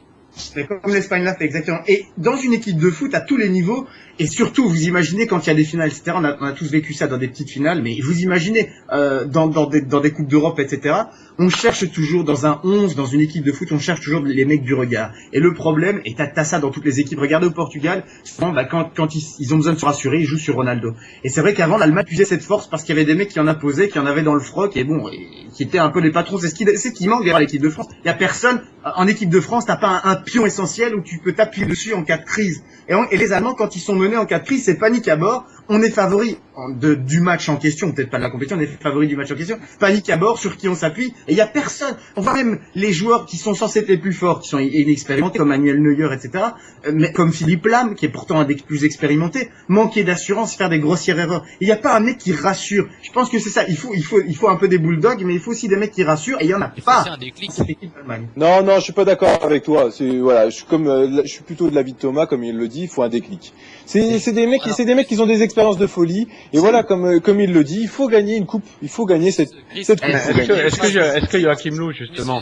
Attends, mais il voulait juste réagir. J'ai juste entendu une chose qui m'a beaucoup choqué, interpellé, et toute ma réflexion du déclic ces dernières heures, c'est une phrase de Casillas, il me semble, qui disait justement qu'à l'Euro, donc qu'ils ont gagné il y a 4 ans, à la base, ils partaient pas favoris, ils partaient pas pour le gagner. Et que c'est leur victoire en quart, il me semble, contre l'Italie au penalty. Ils se sont dit, on a battu l'Italie au penalty, il peut plus rien nous arriver. De là, ils ont gagné l'Euro, ils ont gagné de la confiance, ils ont enchaîné des matchs de fou derrière, ils ont gagné la Coupe du Monde grâce à cette pensée positive de l'Euro. Et depuis, ils enchaînent. C'est le déclic qui a fait qu'ils ont gagné la confiance. Le déclic que n'a pas l'Allemagne, que n'a pas les Pays-Bas, que n'a pas la France. L'Espagne a eu ce déclic, cette sécurité technique et tactique qui fait qu'ils se sont imposés. Clairement. Ouais, mais est-ce que Joachim Löw, justement, doit pas, parce qu'il a une part de responsabilité, à mon avis, dans le problème allemand actuellement, c'est-à-dire que non, sans parler justement du fait qu'ils doivent partir, parce que pour moi c'est un coach qui a des talents, les résultats même s'il gagne pas de trophée, ils sont là, il fait du jeu, il fait une équipe qui est plaisante à regarder, etc. Mais est-ce que justement il doit pas avoir une évolution tactique dans sa philosophie? Est-ce qu'il va accepter, c'est-à-dire non mais voilà, de revenir un peu à quelque chose de plus. Il a pas le Pérou, il a l'Allemagne, on lui demande des trophées. Il en a pas. Oui, non, mais on peut te demander des trophées si tu... Non, mais je veux dire, est-ce que justement, il aurait pas dû... Bah après, c'est vrai, c'est facile de parler après, mais est-ce qu'il aurait pas dû dire aux joueurs, enfin, faire une équipe un peu moins joueuse, revenir un peu aux bases du football allemand, Je pense pas. Il va moins Je jouer. pense pas que ce soit un problème technique. Regarde l'Italie en 2006, ils gagnent. Je vais pas dire que Catenaccio avait évolué, mais il y avait un peu de ça. Regarde cette année, ils font en finale avec un jeu beaucoup plus offensif. L'Espagne, il y a 2 ans, il y a 4 ans, était beaucoup plus joueuse que maintenant, qui est beaucoup plus défensif. Ça les a pas empêchés de gagner. Je pense que, à la limite, tu peux avoir raison puisqu'ils ne gagnent pas maintenant. Mais je suis pas certain que s'ils faisaient différemment, ça se passerait comme ça. Et il faut aussi se dire qu'ils doivent jouer. Ils ont les éléments, ils ont les points forts devant. Il y a des entraîneurs qui disent faut stabiliser les points faibles entre guillemets, faut solidifier les points faibles. Il y en a d'autres qui disent jouons avec nos forces. Nous on a des éléments plus forts devant. Là il faut jouer de manière très offensive. Peut-être légèrement moins offensif. Mais je pense pas que C'est pour ça qu'il faut pas qu'ils changent tout. Faut pas qu'ils changent tout. Ils sont sur la bonne voie. Et ce déclic dont vous parlez, ce sera forcément une victoire contre, à mon avis, l'Espagne qui est pour l'instant au-dessus de tout le monde.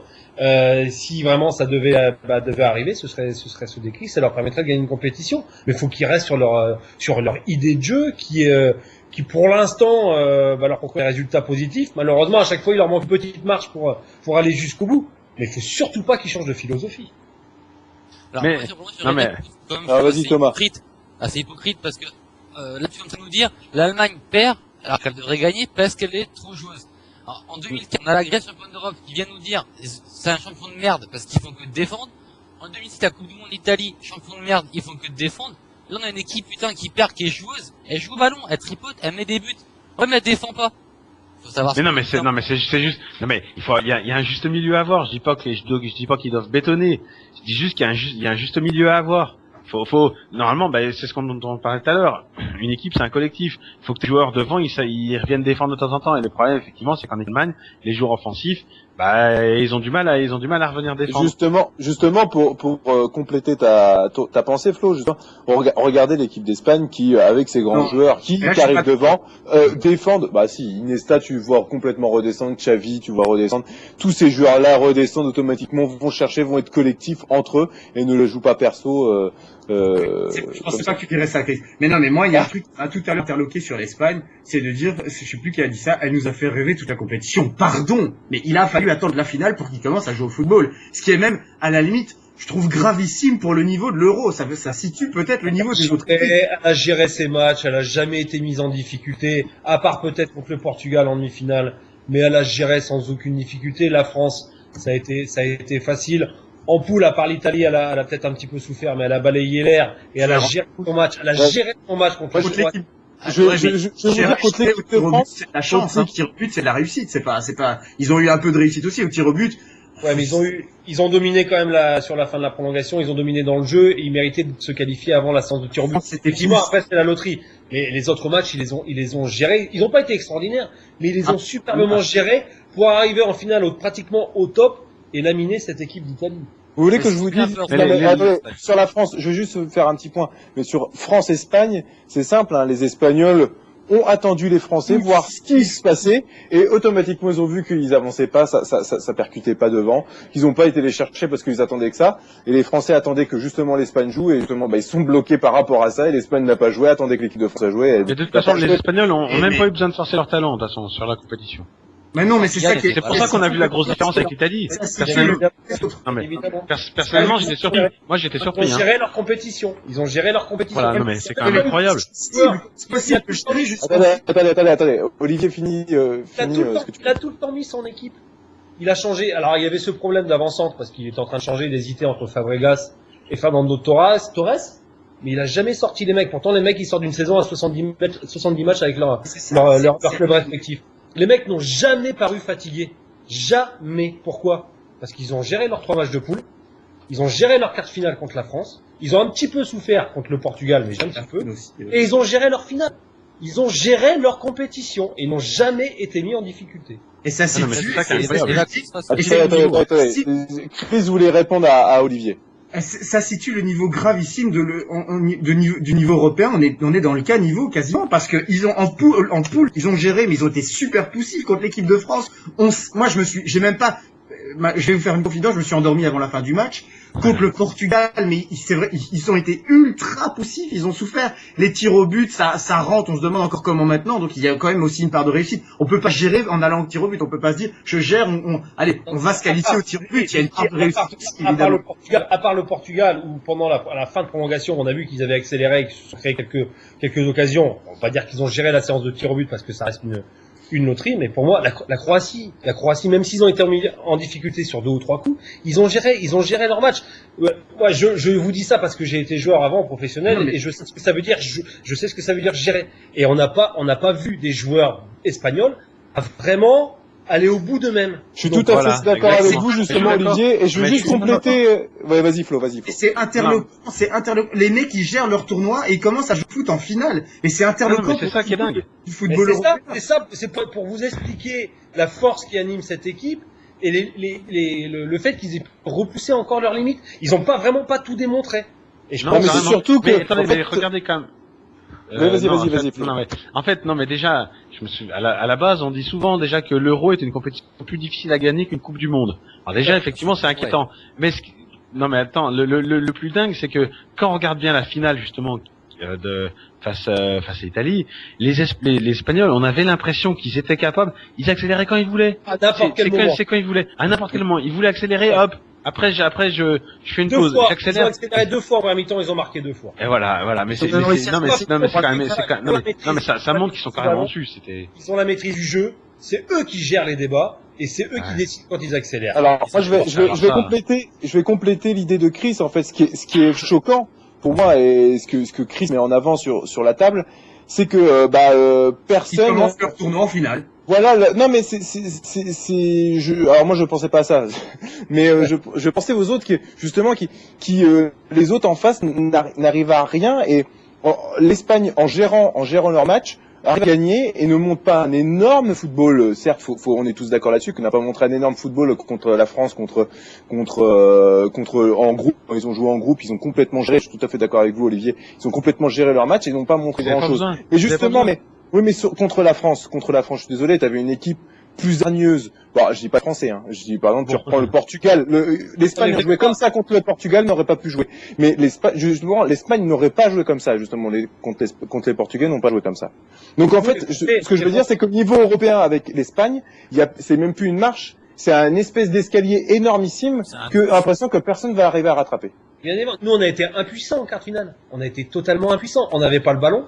On a couru énormément après le ballon. Quand on avait le ballon, on arrivait à récupérer, on le perdait rapidement. La seule fois on a su le garder, on s'est pratiquement pas montré dangereux. C'est là le sens où elle gère cette équipe d'Espagne. Parce qu'elle a tout le temps le ballon, elle a tout le temps la maîtrise, elle fait tourner, elle fait courir son adversaire et elle vous pique au moment opportun. Et à chaque match, elle le fait. Alors quand elle n'arrive pas à marquer, effectivement, il y a des matchs où elle marque pas. Le meilleur exemple, c'est le Portugal, où elle a pu être. Mais le Portugal, c'est pas une occasion franche non plus. Alors sur le premier match, il me semble que l'Espagne a fait plus de 800 passes sur le premier match déjà. Ah mais c'est l'équipe, ça c'est du handball quoi. Alors par contre, c'est rébarbatif, pareil pour ceux qui regardent, c'est usant. Mais quand c'est comme la première mi-temps de la finale contre l'Italie où elle a maîtrisé, elle a accéléré quand elle a voulu, elle a mis 2 superbes buts, c'est quand même beau à voir. Mais effectivement, c'est inquiétant parce qu'on se dit qu'il y a peu d'équipes qui sont à son niveau et on se dit que ça va durer quand même quelques années. Non, en fait, ce débat, il y a 2 visages possibles à ce débat. Est-ce que c'est la force du groupe? Et là, on se dit, mais franchement, par rapport aux autres équipes européennes, le gouffre est monstrueux. Et au niveau du spectacle, pardon, je vais mettre les pieds dans le plat, mais heureusement qu'ils en mettent 4 en finale parce que on s'est fait chier du début jusqu'à la finale, jusqu'au demi-finale avec l'Espagne. Moi, je me suis vraiment fait chier, pardon des vulgaires. Et ce que je trouve sidérant, on a lynché les Grecs pour beaucoup moins que ça. On a lynché les Grecs. Les Grecs, ils marquaient des buts. C'est vrai que c'était en contre-attaque, c'était sur des erreurs. Mais là, vraiment, on est en train d'idoler sur le plan du spectacle. Vraiment, on a vu l'Espagne jouer en finale. Mais pourquoi? Parce qu'ils ont pas besoin d'accélérer le rythme pour battre. Il y a une grande différence entre les Grecs et les Espagnols, c'est que les Grecs, ils ont jamais le ballon. En termes de spectacle. Ils font que défendre et dès qu'ils récupèrent, ils essayent de se projeter. Ouais, voilà, quand même, oui. Je crois que ton image est trop choquante. Mais moi, je me suis fait chier avec l'équipe de France, mais j'aimerais bien que l'équipe de France, elle soit championne d'Europe comme ça. Je me suis fait chier avec l'équipe d'Espagne et l'équipe d'Espagne, elle est championne d'Europe. La différence, elle est dans la maîtrise des matchs et la gestion des matchs, il y a pas photo avec les autres adversaires européens. Ils ont réussi à se passer de Juan Matin, l'un des meilleurs joueurs en Europe aussi. Hein. Donc ils ont très bien géré leur tour. Ouais, voilà. C'est sans David Villa aussi, qui était Villa, Carlos Puyol, enfin bon. Mais moi je voulais rebondir sur ce que disait Chris là il y a quelques instants. qui disait justement effectivement qu'il s'est fait chier en regardant l'équipe d'Espagne. Mais c'est justement là effectivement, comme disait Olivier tout à l'heure, c'est là que c'est malin, comme la manière dont ils ont géré leur Euro. Et c'est vrai que le mot gérer est parfait parce que comme ils ont pas eu besoin de forcer, ils allaient pas se dépenser sans compter justement pour battre des équipes, alors qu'en fait ils avaient même pas besoin de forcer justement pour gagner les matchs. Ils se sont réservés pour la finale et là ils ont laissé parler leur talent. Ah, désolé, mais moi j'aime pas le handball. Moi, je suis pas ton ami Flo, effectivement. Moi, il y a une image qui est assez concrète, c'est j'ai l'impression, quand je vois jouer l'Espagne, de voir une corrida. Ils sont avec leur petit drapeau, leur petit tapis. Les adversaires, ils font les taureaux. Ils les font passer une fois, 2 fois, 3 fois, 4 fois. Quand l'adversaire est mort, ils attaquent, un petit pic et un petit but, et on en parle plus, c'est plié. C'est leur technique. C'est tout simplement la technique de les épuiser. Ouais, voilà, tout à fait. De les épuiser, et on voit la tactique qu'ils ont mis en place quand même, par exemple pour Balotelli, où justement il savait très bien qu'il allait répondre à la provocation, Piqué et surtout Carles Puyol qui a fait des, pas Puyol, pardon, excusez-moi, mais Ramos qui a provoqué Balotelli. Justement, on voit bien que Balotelli perd un peu les pieds. Donc il y a plein de choses qui se passent comme ça, et on voit que l'Espagne est vraiment tactiquement très forte et même mentalement énormément forte. Je voudrais juste ajouter 2 petites choses, Chris, si tu me le permets. Au niveau timing, je sais pas comment on est, mais juste, on disait l'Espagne actuellement a une belle génération, mais celle qui suit, elle est aussi bonne, parce que je rappelle que Jordi Alba, c'est quand même un des plus jeunes de l'effectif, et il a fait un Euro monumental. Derrière, on a les JO avec l'équipe d'Espagne, la plupart auraient pu jouer en sélection, donc ça fait assez peur quand on voit ça. Et pourquoi, on peut revenir un peu au débat sur l'Allemagne, pourquoi effectivement on voit l'Allemagne en co-favori? Parce qu'après l'Espagne, il n'y a plus personne. Peut-être l'Allemagne, peut-être justement, puisque j'allais enchaîner en disant, à mon avis, dans les prochaines années, les 2 générations en tout cas qui poussent et qui ont le plus de talent, c'est l'Allemagne et l'Espagne. Donc là, pour les Bleus, c'est un peu inquiétant pour les années à suivre, parce que j'ai quand même la sensation que l'Espagne légèrement encore devant l'Allemagne, mais l'Allemagne, ils ont quand même un jeune talent. Ces 2 équipes-là, si ça déconne pas, s'il n'y a pas de graves blessures pour les joueurs en question, franchement, elles devront tenir le haut du pavé dans les prochaines années, quoi. Sans faire de lèche, Chris, grosse pièce sur la Belgique, parce que la génération qu'ils ont, ils peuvent faire aussi mal dans d'autres. Ouais, mais un ton en dessous, pardon, un ton en dessous. C'est pas sûr. Très bien, messieurs, merci. On a été complet sur ce débat qui est complètement parti de l'Allemagne, qui est parti en Espagne. Il s'est un peu. On a traversé la France. Ouais, voilà, on a traversé un peu. Voilà, on a traversé la France entre les deux. C'est vrai, en plus, un peu de la France. Merci. Voilà, je vais remercier Olivier d'être venu dans notre émission. Ça a été un énorme plaisir de vous avoir, d'avoir débattu avec vous, merci d'avoir ramené votre patte dans cette émission. Et puis, merci. C'est gentil, merci à vous. Puis, et juste avant, oui, je vous écoute, pardon. Le petit rituel. Le petit rituel, oui, c'est quoi? Ouais, voilà, juste avant de vous laisser partir, tout le monde dit cette phrase dans l'émission, tous nos invités l'ont dit. C'est simple, il faut juste faire ça, donc la phrase impossible. Ici, Olivier Quin, quand on aime le foot, on parle foot sur RTS Radio. Après, vous avez le droit de la modifier comme vous voulez. Ici Olivier Quin, quand on aime le foot, on parle foot sur RTS Radio. Superbe, voilà. Là, j'applaudis. J'applaudis parce que c'est un des premiers. Je crois que c'est le premier à réussir du premier coup. Sans l'écrire. Non, il y en a eu d'autres, mais on l'avait fait aussi, je crois. Ouais, voilà, il y en a eu d'autres. Comment j'étais pas là pour la spéciale. Ah, c'est un exploit presque. Pas Noé, mais Thomas Busson. Ouais, l'avait fait. Ouais. Le plus laborieux, c'était Wagno et Loa, si je me souviens bien. Ludovic, c'était Ludo aussi, il l'avait écrit 5 fois et 10 fois avant de la faire bien. Ah, c'était Ludo. Non, mais j'étais ironique avec Ludovic, ouais, lui, il battait tous les records. En tout cas, merci Olivier. Tu reviens quand tu veux dans l'émission, ça a été un énorme plaisir pour nous. Et merci pour. Merci à vous et bonne continuation. Merci. Au revoir. Au revoir. Merci messieurs, et nous allons tout de suite enchaîner juste après cette petite page de pub, si je la retrouve bien sûr. Oui, je la retrouve. Non, attends, je me trompe. À tout de suite. Tous les mardis de 21h à 22h. Quand on aime le foot, on parle foot. Arrive sur les antennes de RTS avec des invités de marque. Mathieu Sévi, ici Julie Julie. Ici Wagno Eloa. Ici Franck Signorino. Ici Amélie Fabriès. Ici Galtier Jordan. Ici Babiane Jean-Michel. Quand on aime le foot, on parle le foot. Et je l'écoute sur RTS Radio. Et oui, messieurs, de retour dans Quand on aime le foot, on parle foot. Dernière partie, la partie transfert d'Erwan. qui est avec nous ce soir pour une fois, voilà, et ça a été sa première ce soir, et oui. Et oui, ces transferts, ces infos, c'est lui qui nous les donne, bien sûr. Et donc ce soir, moi, je vais commencer ma première info transfert. Et justement, on en a parlé tout à l'heure. Didier Deschamps qui a quitté l'OM. L'OM a provisoirement confié les rênes de son équipe à Franck Passy. Une petite réaction là-dessus, messieurs. Qu'est-ce que vous en pensez À noter que Franck Passy restera l'adjoint du futur entraîneur de l'OM. D'accord, merci de cette. Ce qui est bien en fait ce soir, c'est que pour une fois, on n'aura pas besoin de reprendre les notes illisibles d'Erwan, il se débrouille. Ça, voilà, il les a bien décrites et il sait les lire. Petite réaction, messieurs, sur Didier Deschamps. Sur son départ. Ouais, sur son départ. Je crois qu'à mon avis, le conflit avec Anigo, Anigo a gagné le conflit. Hein, je veux pas être méchant, mais Anigo a gagné son conflit. Voilà. T'es content, voilà. Anigo, ils mettent le champagne. On n'en voulait plus aussi, hein. Les supporters n'en voulaient plus. Certains supporters, pas tous. Hein. Certains. Parce qu'attendez, je trouve que les certains supporters marseillais, à mon avis, ont la mémoire un peu courte parce que Le problème, c'est que si tu commences là-dedans, je vais te contredire et ça va partir très loin. Non, certains ont la mémoire un peu courte dans le sens où, avant l'arrivée des Deschamps à Marseille n'avait rien gagné depuis 93, il me semble. Et si tu es dans le contexte, ils avaient quand même, Deschamps, il prend une équipe qui marche, il prend une équipe au Zénith. Oui, il prend une équipe qui marche. Gareth avait lancé la machine, on va dire. Mais, voilà, avec Deschamps, c'est quand même 6 titres en 3 ans. Et pourtant, je suis un supporter, c'est un Lyonnais qui te le dit, hein, donc il faut vraiment que je le pense, hein. Mais le problème, c'est que en termes de fond de jeu, c'est surtout ça que moi les Marseillais critiquaient. Il faut se rappeler, Deschamps, il avait dit je vais m'occuper des transferts, etc. Les transferts, c'était un naufrage. Après, il a dit bon, j'y suis pas responsable. Et le mec, il arrive et il dit ah non, moi je signe à Marseille, je m'occuperaie des transferts, sinon je ne viens pas, etc. Donc, ouais, mais il a déchanté en plus, sans jeu de mots, hein, il a déchanté hein, par rapport au contexte et à la situation justement avec Anigo à Marseille. Il pensait, à mon avis, il s'attendait pas à ça non plus. Le point positif, c'est vrai le bilan comptable, même si les Marseillais en avaient marre de gagner la Coupe de la Ligue. Enfin, moi, je te dis, c'est sur ça. Erwan, vas-y, je te laisse enchaîner sur la deuxième info. Ouais, alors comme prévu, le défenseur John Mensah a résilié son contrat avec Lyon. Flo, qu'est-ce que il était à Lyon toujours? Ah mais je savais pas qu'il était encore à Lyon. Bah l'infirmerie.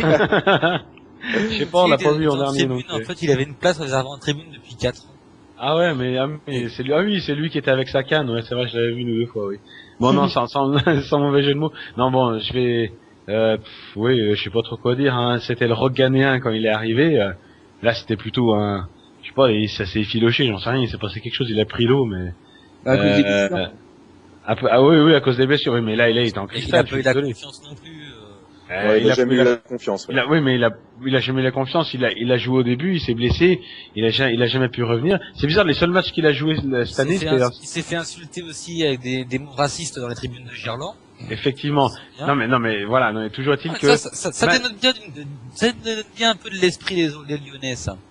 Ouh là là. Il s'engage dans le débat lui aussi là. Ouh là là, tu cherches les problèmes comme la semaine dernière. Parions sur le second. Voilà. Non, est revenu dans l'émission. Non mais bon, malgré tout, je pense que c'est bon sur le fond, c'est un joueur qui avait du potentiel. Non mais c'est un bon joueur. C'était un bon joueur. J'étais content de son recrutement à la base. Il a pas réussi et il y a eu des grosses blessures. J'espère qu'il réussira dans le club où il ira, qu'il sera épargné parce que je suis quand même bon joueur. J'espère qu'il aura une suite de carrière intéressante et puis voilà, je lui souhaite que le meilleur, c'est tout. Bah, voilà. Écoute Flo, je y enverrai ton podcast. Voilà. Et celui de Thomas. Troisième info, le gardien de Metz, Joris Del, a signé 4 ans à Nice. Donc quand même un gardien assez prometteur, Joris Del, ça fait un petit moment très bon. Très bon espoir. J'ai juste une question à ce niveau-là. Il signe à Nice, mais Ospina il y est toujours. Oui, sans doublure qu'il y va. Voilà, est-ce que justement il va pas s'enterrer? Ouais, parce que je sais pas, Ospina, surtout est-ce que Ospina est parti pour rester longtemps? Je crois pas à mon avis, hein. Parce que c'est un gardien qui a vraiment beaucoup de talent. S'il part pas cette année, il va partir peut-être l'an prochain. Il va finir à Lyon. Anticipé quoi. Ospina à Lyon, de toute façon oui, mais s'il Lloris part, a priori c'est Vercoute qui sera numéro 1, donc. Non, Oula. Si, Vercout sera numéro 1 si Lloris part, hein. C'est clair et net, hein. Ben C'est oui, dit, hein. Oui, il sera numéro 1 à peu près jusqu'à dernière semaine d'août. Et puis après, il y aura un mec qui va arriver dans le dernier jour. Il faut bien vous dire que si Lloris n'est pas encore parti, c'est parce que c'est la crise économique, c'est un des meilleurs gardiens du monde en termes de prix, parce qu'il est très jeune, il a beaucoup de potentiel. Surtout la crise économique, Chris, à Lyon. Hein. Mais oui, non, mais il y a aussi ça, mais je pense que le problème, c'est que Lloris, ils auraient tort de le vendre en dessous de 20 millions d'euros, et, Ouais, de toute façon, c'est 20, oui. et voilà, Ah, donc, minimum. c'est que, en temps de crise, mais oui, minimum. Moi, je trouve qu'il vaut plus ou moins 30, et le problème, c'est qu'en temps de crise, tu mets, Oui, mais, non, mais, à 30 sur un gardien, c'est ça le problème. non, mais même hors temps de crise, je crois que le gardien le plus cher d'histoire, je crois que c'est Buffon avec 26 millions, 25, 26 millions, hein, quelque chose comme ça. Après, il y a un Neuer l'an dernier, mais les gardiens, ça va jamais chercher. Neuer et Lloris, mais Casillas, il a été transféré, par exemple. Oui, évidemment.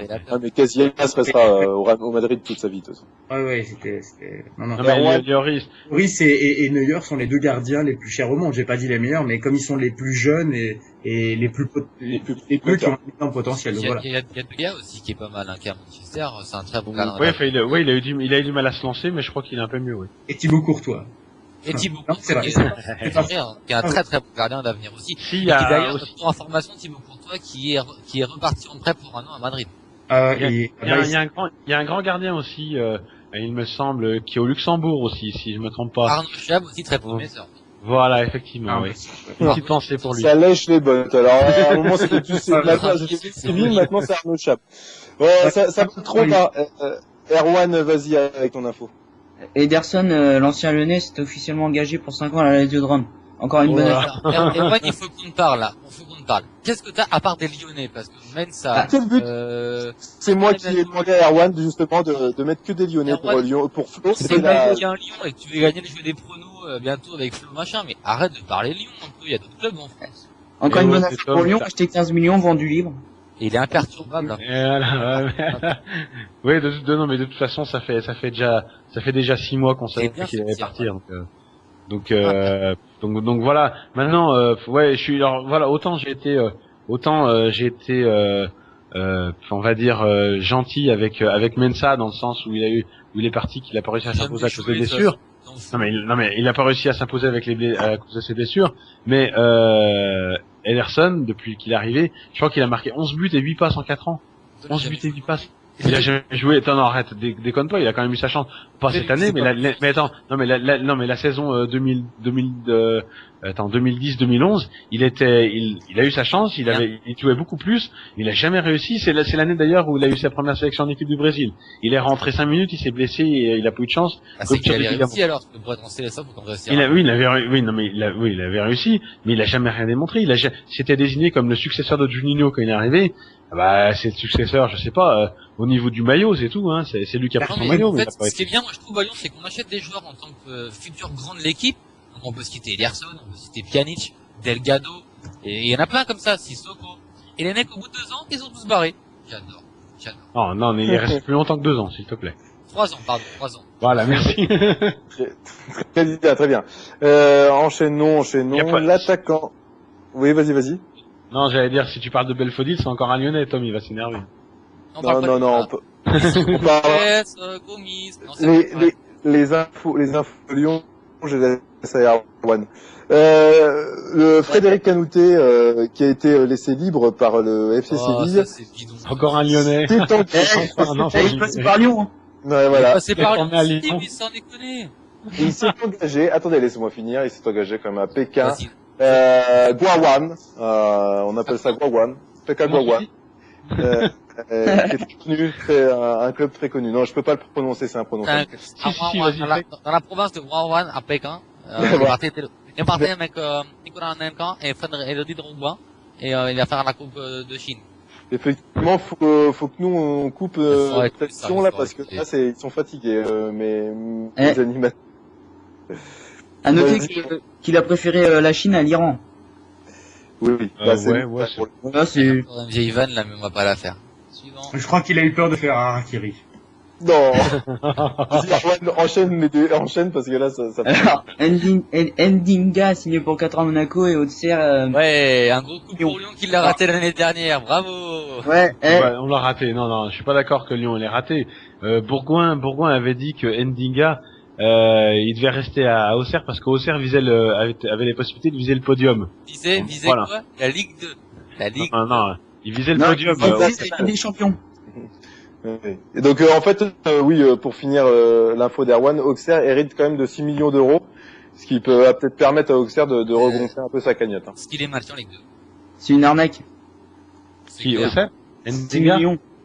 Ah bah c'est cher, oui, mais bon, ils ont les moyens à Monaco. Hein. Je commence à gratos, hein, c'est pas malin. Non, mais je me pose la question avec Monaco. En fait, j'espère qu'ils sont encore au courant, qu'ils peuvent jouer que à 11 hein, sur le terrain, parce que vu tout ce qu'ils recrutent. Ouais, c'est que le troisième joueur.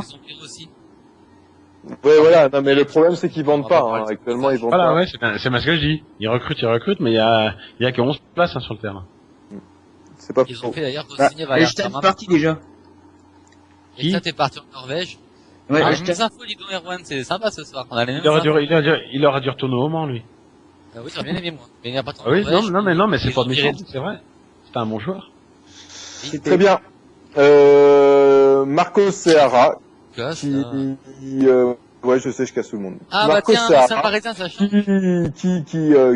Qui s'en va du Paris Saint-Germain, qui est libéré. Et qui repart au Brésil, comme il est venu. Voilà. Moi, je suis déçu parce que je veux faire mon petit point de vue sur Sahara. Je pense que comme ce joueur aurait pu faire quelque chose en Ligue 1 et personne s'est déclaré sur ce joueur-là. Ah si, il y a Saint-Étienne. Saint-Étienne était dessus. Ouais, voilà, mais il y a que Saint-Étienne. Voilà. Ouais, non, mais je pense qu'il aurait pu aller dans un autre club. Hein. Actuellement, il avait sa place même dans les clubs de haut niveau, même à Lille, même à Lyon, hein, même à Lyon. Ouais, non, mais oui, pourquoi pas à Lyon. On manque de latéraux, hein, donc. Par contre, Lyon est sur un gros coup avec le PSG là pour Clément Chanteau. Bah tu peux. Oui, Clément Chanteau, mais effectivement, non, mais je sais pas si tu dis ça en rigolant, mais personnellement, non, c'est sérieux, je suis très je sais pas, on sait jamais avec toi, donc. Non, c'est un vrai gros coup, hein, donc là. Non, mais personnellement, je trouve que ce serait en cas de départ, je crois, de Kallström à Kazan, mais je pense que ce serait mais mais par contre, l'offre, ce sera une offre de prêt, hein, c'est pas un transfert, ouais. Hein. C'est pas une offre de prêt. Vas-y, Erwan. Non, bah, c'était pour dire que c'était un prêt.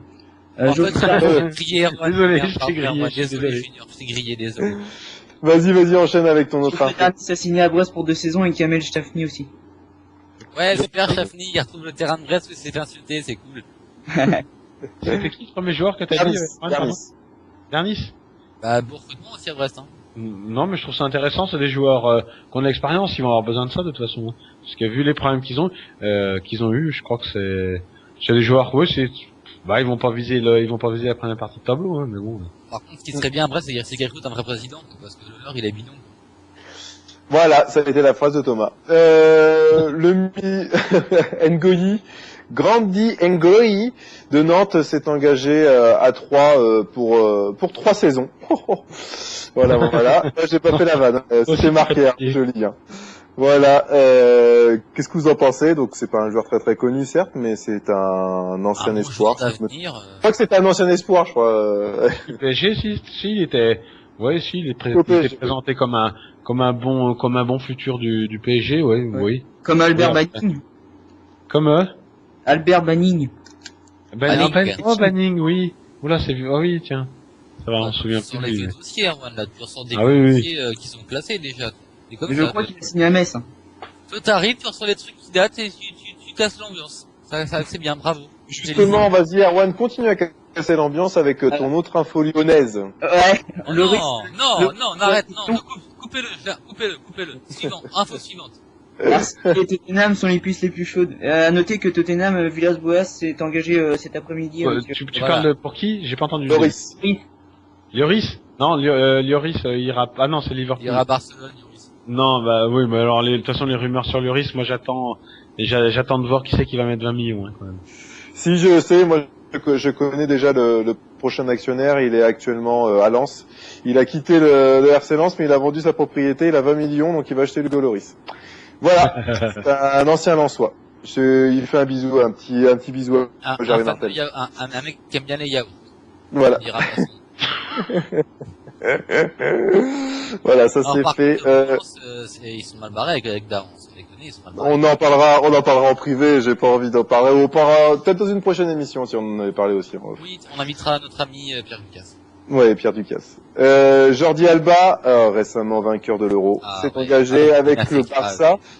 Voilà, 14 millions quand même pour Jordi Alba, qui était quand même le remplaçant du FC Valence, qui remplaçait Mathieu. Non, je suis pas d'accord avec toi. C'est pas remplaçant du tout. Alors non, ça faut arrêter avec ça. C'est pas remplaçant. Mathieu, la plupart du temps, il jouait milieu gauche et Jordi Alba jouait derrière lui. Il jouait avec deux arrières latéraux. T'énerve pas, Tom, t'énerve pas. Il est remplaçant, mais arrière gauche. Quand il est milieu gauche, il est tout à fait gauche. Voilà. C'était mon info. Si pas la Ligue, je suis d'accord. Si. Non. Et on ne critique pas Jordi Alba. Là, je crois que la suite de la survie de l'émission est en question. Il est hors de question. Je quitte le plateau si vous critiquez Jordi Alba. On fait comme un prince. Ça fait 2 fois que Chris quitte le plateau en 2 émissions. Non mais cette fois-ci, c'est on pas se croirait dans l'émission. C'est la vérité. On se croirait dans l'émission de Ruquier. C'est pas possible. Il n'est pas couché. Ah non mais cette fois-ci, c'est vraiment pas pour rire. Hein. On ne critique pas Jordi Alba, messieurs. D'accord, on va pas se fâcher. Enchaîne Erwan sur ton... Alors l'attaquant croate Mario Mandzukic de Wolfsburg a signé 3 ans avec le Bayern Munich. Il a fait un bon euro. Voilà, Mandzukic. Ah, celui qui a marqué ouais, il a un doublé au premier match. Tout à fait. Ouais. Tout à fait. Donc au Bayern Munich, oui. Je sais pas qui c'est qu'ils vont mettre devant du coup, parce qu'ils vont commencer à avoir bien pourvu. Il joue à 4 attaquants apparemment l'année prochaine. ouais, bah Ribéry va plus avoir sa place alors. Non, mais à mon avis peut-être sur un côté, mais bon, c'est plutôt un attaquant de pointe quand même. Parce qu'ils étaient aussi sur Miralas, il me semble, à une époque. À une époque. Une époque. Et dernière info de ces infos transferts et de cette saison 2011-2012 pour nous. Le défenseur central de Lucio a résilié son contrat avec l'Inter de Milan. Alors sautez sur l'occasion, cher Parisien. Non. Quittez de l'argent. Je sais non, pas. Parce qu'il va passer la visite médicale avec la Juve. Ah bah voilà. Des infos qui arrivent tout de suite. Voilà une vraie info. Merci. Enfin une vraie info. Voilà. Heureusement qu'on a Erwan dans notre équipe parce que sinon j'aurais jamais pu dire cette info. En tout cas, je l'avais pas. Ça c'était sûr. Très bien, messieurs. Nous avons terminé sur ces infos transferts et justement sur cette dernière émission 2011-2012. Bien sûr, on se retrouvera le 31 juillet sur les antennes de RTS. Mais avant de vous quitter, je tiens à remercier l'ensemble de l'équipe et surtout tous nos anciens invités, Monsieur Payan, Jean-Jacques Dely, Jordan Alonso, Julie, Dosevi, Arnaud Chab, j'en passe, Frédéric Bong aussi. On fera les câlins d'amour après à tout le monde, mais d'abord, on oublie une chose très essentielle de notre institution quand on parle de foot, le jeu de Flo. Ah, merci Thomas, merci. Ah oui, bah. Alors moi je vais le laisser à la fin, mais si tu veux, pas de souci, on va finir avec tout les remerciements. Chris, on allait quand même pas se fâcher non plus. Donc effectivement, comme vous le savez tous, on a fait, il y avait un jeu donc sur notre page Facebook. Quand on aime le foot, on parle le foot pour l'Euro 2012. L'Euro donc s'est terminé la semaine dernière. Le vainqueur donc a été désigné pour ce jeu. Il s'agit de Maddy, donc qui a remporté le jeu. C'est déjà elle qui avait remporté. Oui, mais écoute, hein, le sexe, c'est devenu le sexe fort parce que c'est déjà elle qui avait remporté le jeu Ligue 1 pour la saison 2011-2012. Alors le jeu Ligue 1, on va pas en parler parce qu'on m'a quand même flingué tous mes pronos et mes classements d'une première partie de saison. Oui, si tu, ouais, bon. Je te rappelle, Flo, ça, on va pas en parler. Je te rappelle. Oui, bah si. Justement, on en parle. Bon, voilà, bah ça change pas que a priori, de toute façon, t'as pas été très bon non plus sur ce jeu de l'Euro, donc voilà. T'as fini assez loin, hein, donc. Alors Chris, toi tu parles, t'as fini encore plus bas que moi, donc. Oui, c'est vrai. Bref, toujours est-il que donc Maddy a fini première, deuxième position, donc Alain a fini deuxième et Aurélien troisième. Donc félicitations à eux, félicitations aussi à tous ceux et merci surtout à tous ceux qui ont participé à ce jeu. Ça fait plus vous êtes nombreux, plus ça me fait de boulot, mais plus je suis content. Ouais. Donc voilà. Donc surtout, je donne rendez-vous à tout le monde, à tous nos auditeurs, à tous les membres du groupe, parce qu'on a passé la barre des 1300 membres récemment. Donc continuez à rejoindre notre groupe donc sur la page Facebook. Je vous rappelle, donc quand on aime le foot, on parle foot. Venez nombreux. Vous pourrez participer donc à partir de la saison de Ligue 1, donc 2012-2013. À la deuxième session donc de ce jeu. Ce sera très simple. Il vous suffira, comme d'habitude, de pronostiquer sur les matchs du championnat de France, de donner le nom des buteurs. Des points seront attribués par journée par rapport à vos résultats. Un classement sera fait à la fin de chaque journée. Tous les 3 mois, la personne qui sera en tête donc se verra offrir la possibilité de participer donc avec nous à une émission donc un mardi soir en tant que chroniqueur, donc de pouvoir venir défier par exemple Thomas et le remettre un petit peu à sa place.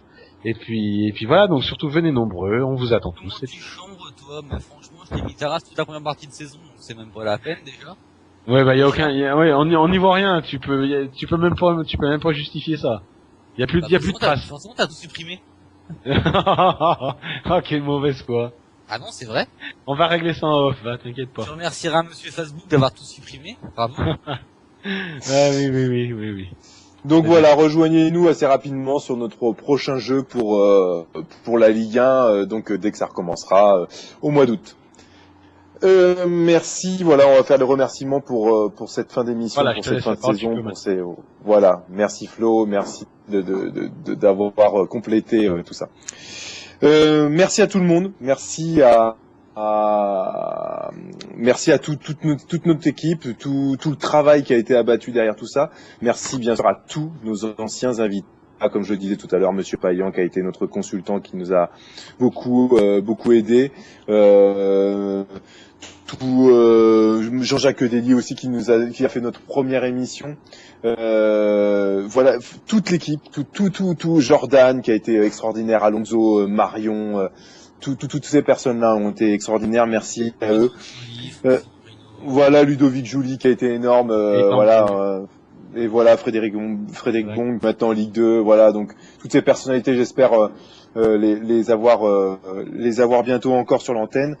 Surtout tous nos sponsors qui nous ont suivis, football.fr, paroledefoot.com, football africain. Tout le monde s'en fout et les jeunes footeux, tous ces sponsors-là qui nous ont fait à chaque fois des articles pour chaque émission. Thomas qui les faisait aussi en off. Tout ce travail qui a été abattu, merci encore à eux. Et j'espère les avoir l'année prochaine avec nous, bien sûr. Et bien sûr, les remerciements à toute l'équipe. Je paye beaucoup. Remerciements surtout à toute mon équipe qui a travaillé derrière, parce qu'il y a un énorme travail de tout ça.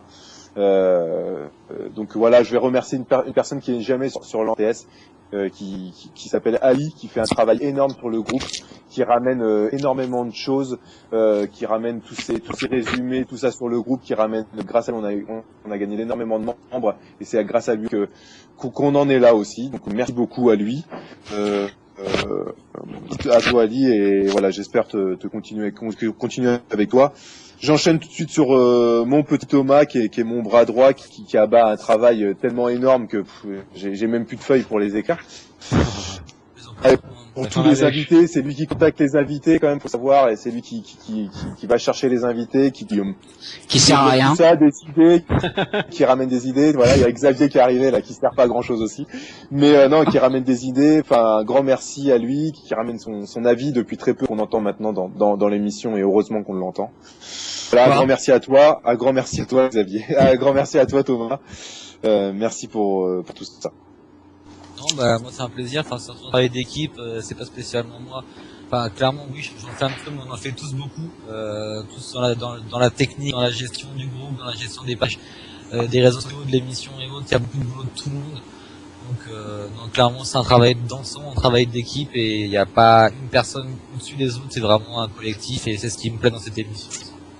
Très bien, merci. Et je vais enchaîner sur notre grande centre ce soir, Émilie, qui est grandement malade. Donc, un bisou déjà, Émilie, la nouvelle gérante du groupe, qui va gérer tout le groupe sur Facebook avec toutes les pages. Voilà, avec tout ce qui se passe. Alors, tu travailles pour travailler avec Flo et Arwan et Ali, mais, je pense que ça sera du bonheur. Mais voilà, moi personnellement je les adore en tout cas, mais voilà, Émilie saura tenir le groupe, elle apporte elle apporte beaucoup de choses, elle apporte sa touche féminine, voilà. Et puis aussi, elle nous a apporté aussi sa mobilette atomique. Il faut savoir que Ludovic Joly, il y a une grosse partie de elle.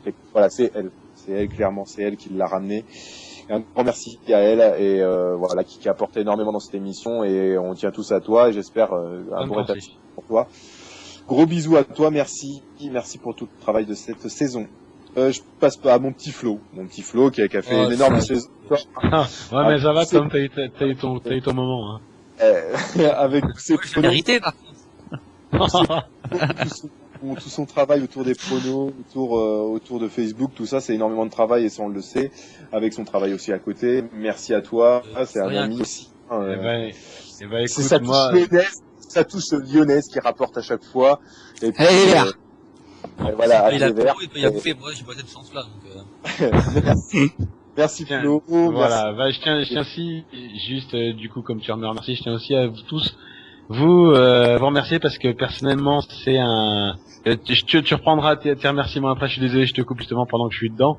Je voulais justement vous remercier tout le monde parce que c'est un petit peu un rêve de gosse justement de pouvoir faire une émission radio comme ça. C'est un peu c'est une joie même si parfois il y en a certains qui nous agacent un peu, hein, Thomas. Mais voilà, même ça chambre un peu, mine de rien, c'est quand même tous les mardis, c'est quand même une joie de se retrouver et puis voilà, c'est tout. Merci. Et puis je vais passer à mon petit Xavier qui est là, qui nous a rejoint en fin d'émission, avec des débuts un peu difficiles entre nous, mais bon, c'est ce qui apporte, c'est ce qui se passe dans cette équipe. Voilà, faut quelque chose qui clash et puis voilà. Et après ça s'est bien passé. En tout cas, il nous a apporté énormément de choses, un avis tranché. Et nous a avec sa voix emblématique aussi, Xavier. On l'aime aussi pour ça, avec ses grands coups de gueule aussi, avec son avis tranché en tout cas sur ça. Merci à toi, merci. Tu m'as apporté énormément de choses parce que tu m'as fait grandir. Et puis tu nous as fait aussi grandir dans notre équipe parce que heureusement que tu étais là au début parce que voilà, c'était comme ça, mais ça s'est un peu mal passé au début. Je pensais que t'allais jamais rester. Et puis voilà, on est toujours négatif, mais en tout cas, la deuxième émission, j'étais carrément positif sur toi. Tu nous as apporté énormément de choses. Et t'es quelqu'un qui fera partie de notre équipe et je compte là-dessus pour que tu restes de notre équipe en tout cas. Bonsoir, c'est la voix. Ils ont fait une imitation, là, ils nous ont laissé un blanc énorme. Non, mais attends, j'ai fait la voix sans voix, quoi. J'ai fait la sans voix. Je pense que Thomas, tu vas le repasser sans problème, je pense. Fait la voix sans voix. Pas de dossier. Ouais, non, mais c'est un plaisir de faire partie de l'équipe parce que il y avait une émission de football qui devait arriver sur la station et puis on attendait un petit peu et puis c'est vous qui êtes arrivé, moi et l'émission. En plus je faisais pas partie du groupe et ça me fait plaisir de faire partie de l'équipe. En plus alors il y a un Marseillais, il y a le petit Monégasque qui est là ce soir, il y a un Lensois, il y a un Lyonnais. Enfin, en gros il y a tout ce qu'il me faut pour me défouler. Ouais, enfin le Mans ça va aller quoi. Il y a tout pour me défouler quoi, donc je vous remercie quoi. Merci. Non, mais surtout, je remercie. J'enchaîne sur mon. Je remercie surtout les auditeurs et les auditrices qui sont parmi nous. Je fais un petit coup à Émilie qui est pas là ce soir, et puis je remercie tous ceux qui sont membres du groupe et puis qui viennent pas à l'antenne, mais qui font partie du groupe sur Facebook ou même sur Twitter. Et puis je souhaite bienvenue à Erwan aussi parce que c'est la première fois qu'il est à l'antenne. Et puis j'aimerais bien que Ali vienne à la reprise au mois de septembre ou au mois d'août pour qu'on puisse faire parce que c'est bien, on se connaît en off mais on se connaît pas trop en live, et je crois qu'en live c'est sympa aussi de se parler, de faire des petits débats, et puis que on se clash mais bon même qu'on n'est pas d'accord, il y a beaucoup d'affection entre nous et je trouve ça sympa. C'est Ouais, la voix d'un ouais. prono. Même si j'aime pas Thomas, hein, je le rajoute quand même. Ah, voilà. Je suis le seul, mais. J'aime bien quand je suis là pour t'aider sur un bon prono quand même. À noter qu'il y a quand même un Belge, bien sûr, dans l'émission qui est là en off, et puis que, voilà. Il nous a fait faire quand même une émission spéciale Belgique, et où on a beaucoup ramé, hein. Heureusement que Domenico est arrivé pour parler d'Italie, parce que j'étais à la ramasse, moi. Très bien. Justement, parlant de Chris, voilà, Chris aussi, une personne qu'on a appris à découvrir et qui nous a donné envie d'aller en Belgique aussi. Merci à toi qui nous a apporté énormément de choses, qui nous a apporté des infos complètes, qui m'a toujours complété sur certaines choses, qui nous a aidé aussi dans l'émission au départ, qui nous a donné aussi son avis. On a eu des débats entre nous et ça sera entre nous, ça en dehors des émissions pour avancer. En tout cas, il nous a énormément aidé à avancer, et heureusement qu'il est là pour aider surtout, mais surtout aussi donner son avis, parce que sans lui, l'émission serait là, certes, mais avec lui, il y a une âme en plus, une âme de Belgique qui arrive. En tout cas, merci, parce que tu nous apportes des choses. En tout cas, moi j'adore quand tu nous apportes des infos à compléter et que tu donnes encore plus d'infos. Merci à toi Chris, je suis en train de râler là, mais je sais pas quoi te dire d'autre parce que merci, t'es un ami. En tout cas, maintenant t'es un ami de l'émission et tu fais partie du groupe et tu le feras toujours partie du groupe. En tout cas, c'est comme Xavier, c'est pareil, t'es arrivé pour cette émission. Merci pour tout pour cette saison et merci. Merci à toi et merci à vous tous. Ça va être difficile pour moi. Vraiment, je voudrais remercier donc tout le monde en on, en off, tous les auditeurs qui ont fait que cette émission était très très particulière pour moi. Et voilà. Merci beaucoup. Je voudrais rappeler que personne meurt et qu'on est de retour à la rentrée, hein, quand même. Non, bien sûr, bien sûr, mais c'est la fin de la saison, je voulais remercier tout le monde, bien sûr. Ce sont des moments un peu particuliers pour moi en ce moment, donc bon. En tout cas, sachez que je vous porte très, très fort dans mon cœur. Et oui, que de toute façon, vous faites partie des membres de la radio et que j'aime énormément. Donc voilà. Et ce fut une extraordinaire découverte. J'ai retrouvé un petit peu les mots là. Voilà. Voilà. Et ce que je trouve magnifique, c'est que dans votre émission, quand vous faites des compliments, ça passe. Et moi, c'est bizarre. À chaque fois que mes compliments arrivent, souvent, c'est arrivé dans LPA et dans Prono. Il y a eu un problème de connexion. Alors je sais pas si c'est le bon lieu qui se dit ne doit pas prendre de compliments. Mais... T'es victime d'une censure. En tout cas, vous êtes très fort parce que pour arrêter de me faire parler, il faut être très très fort. Donc vous êtes vachement doué. Bravo. Il est trop modeste pour le faire. J'aimerais par contre, nous tous vraiment remercier Chris, parce que c'est vraiment toi, Chris, qui a eu l'idée de nous lancer dans cette émission. Chris, notre boss à tous. C'est toi qui as lancé le groupe il y a quelques temps, il y a quelques mois, années maintenant. Il y a quasiment 2 ans, j'étais là dans les débuts, donc on a vraiment galéré. Christopher. Vraiment Christopher, parce que c'est vraiment toi qui a lancé le groupe, qui a lancé l'idée, qui a démarché RTS, qui a fait tout ça. Et si on est là aujourd'hui, c'est vraiment énormément grâce à toi. Ça a passé beaucoup de temps sur le groupe, avec plein de choses, des sites, des chats, des idées, machin. Et voilà, juste, voilà, t'es le père de cette émission, l'âme de cette émission. Et voilà, faut vraiment qu'on pense aussi à te remercier, parce que sans toi, il n'y aurait pas eu, quand on parle de foot, il n'y aurait pas eu la station, il n'y aurait pas eu l'émission, il n'y aurait pas eu le groupe, il n'y aurait pas eu tout ça. Et il n'y aurait pas eu ces amitiés entre nous tous, qui sont vraiment super fortes maintenant. Donc juste merci Chris. Merci, ça me touche. Non, mais ça me touche, et je sais, mais je suis d'accord avec toi, c'est sûr que si j'aurais jamais créé ça, il n'y aurait jamais eu tout ça. Mais en tout cas, c'est grâce à vous aussi que j'ai créé tout ça, parce que grâce à un groupe collectif, un groupe, justement, on voit un groupe soudé, on peut que avancer, et voilà, ça m'a donné des ailes, en tout cas, ça c'est sûr. Mais j'ai pas fait mes remerciements, merci en tout cas, merci Thomas de ton hommage, et merci à vous tous, je sais que vous pensez la même chose. Voilà, je voudrais... Non, je sais que certains n'en pensent pas, mais... C'est Xavier le pire, tu vas voir. Non, mais je voudrais finir sur les deux derniers. Erwan, qui a été là ce soir, alias Junior, alias Monsieur Transfert. Enfin, en tout cas, quelqu'un qui bosse beaucoup, qui apporte beaucoup, enfin, qui est le dernier, en tout cas, dans notre équipe, et qui nous a apporté énormément de choses, en tout cas, en très peu de temps. Beaucoup de SMS, en tout cas. Ça, c'est sûr, il m'a apporté beaucoup de SMS. Mais, ça reste entre nous. Mais non, mais, enfin, c'est une personne qui est adorable. Qui apporte énormément de choses dans l'émission, bah je sais, j'en fous, c'est le but. Mais non, merci à toi.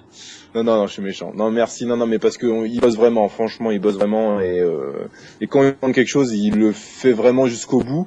En tout cas, il le tient à cœur ce groupe-là, en tout cas. Mais toi, tu feras toujours partie du groupe, ça c'est sûr. C'est notre pépite. Actuellement, t'es ma pépite que je suis en train de lustrer, j'espère. Et merci à toi, Erwan, de tout ça.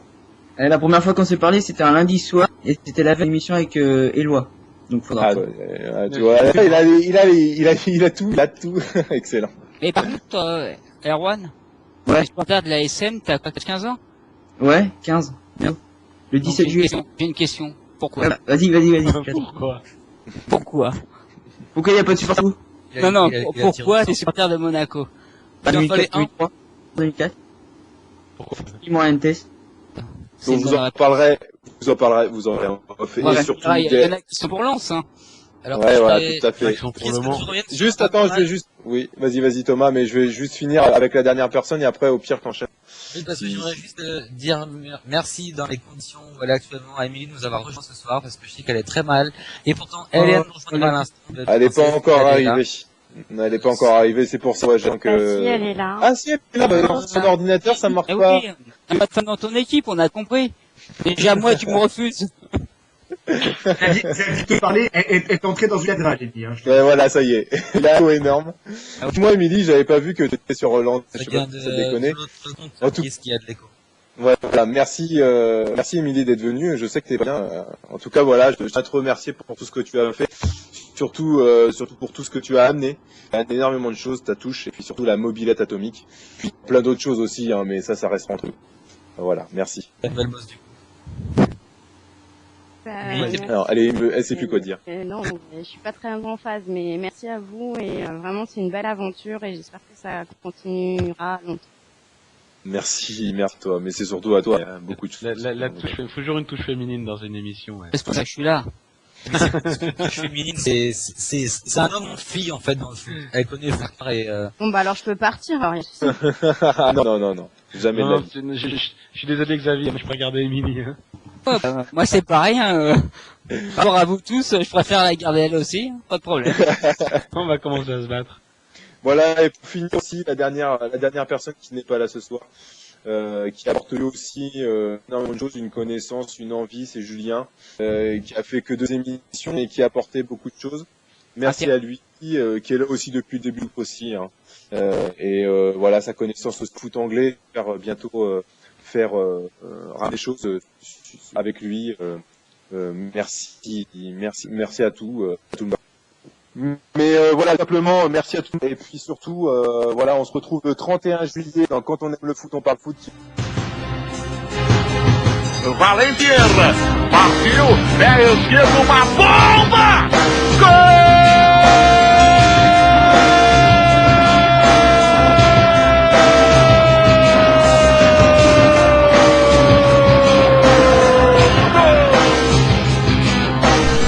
Quand on aime le foot, on parle foot. C'est vous qui créez le débat.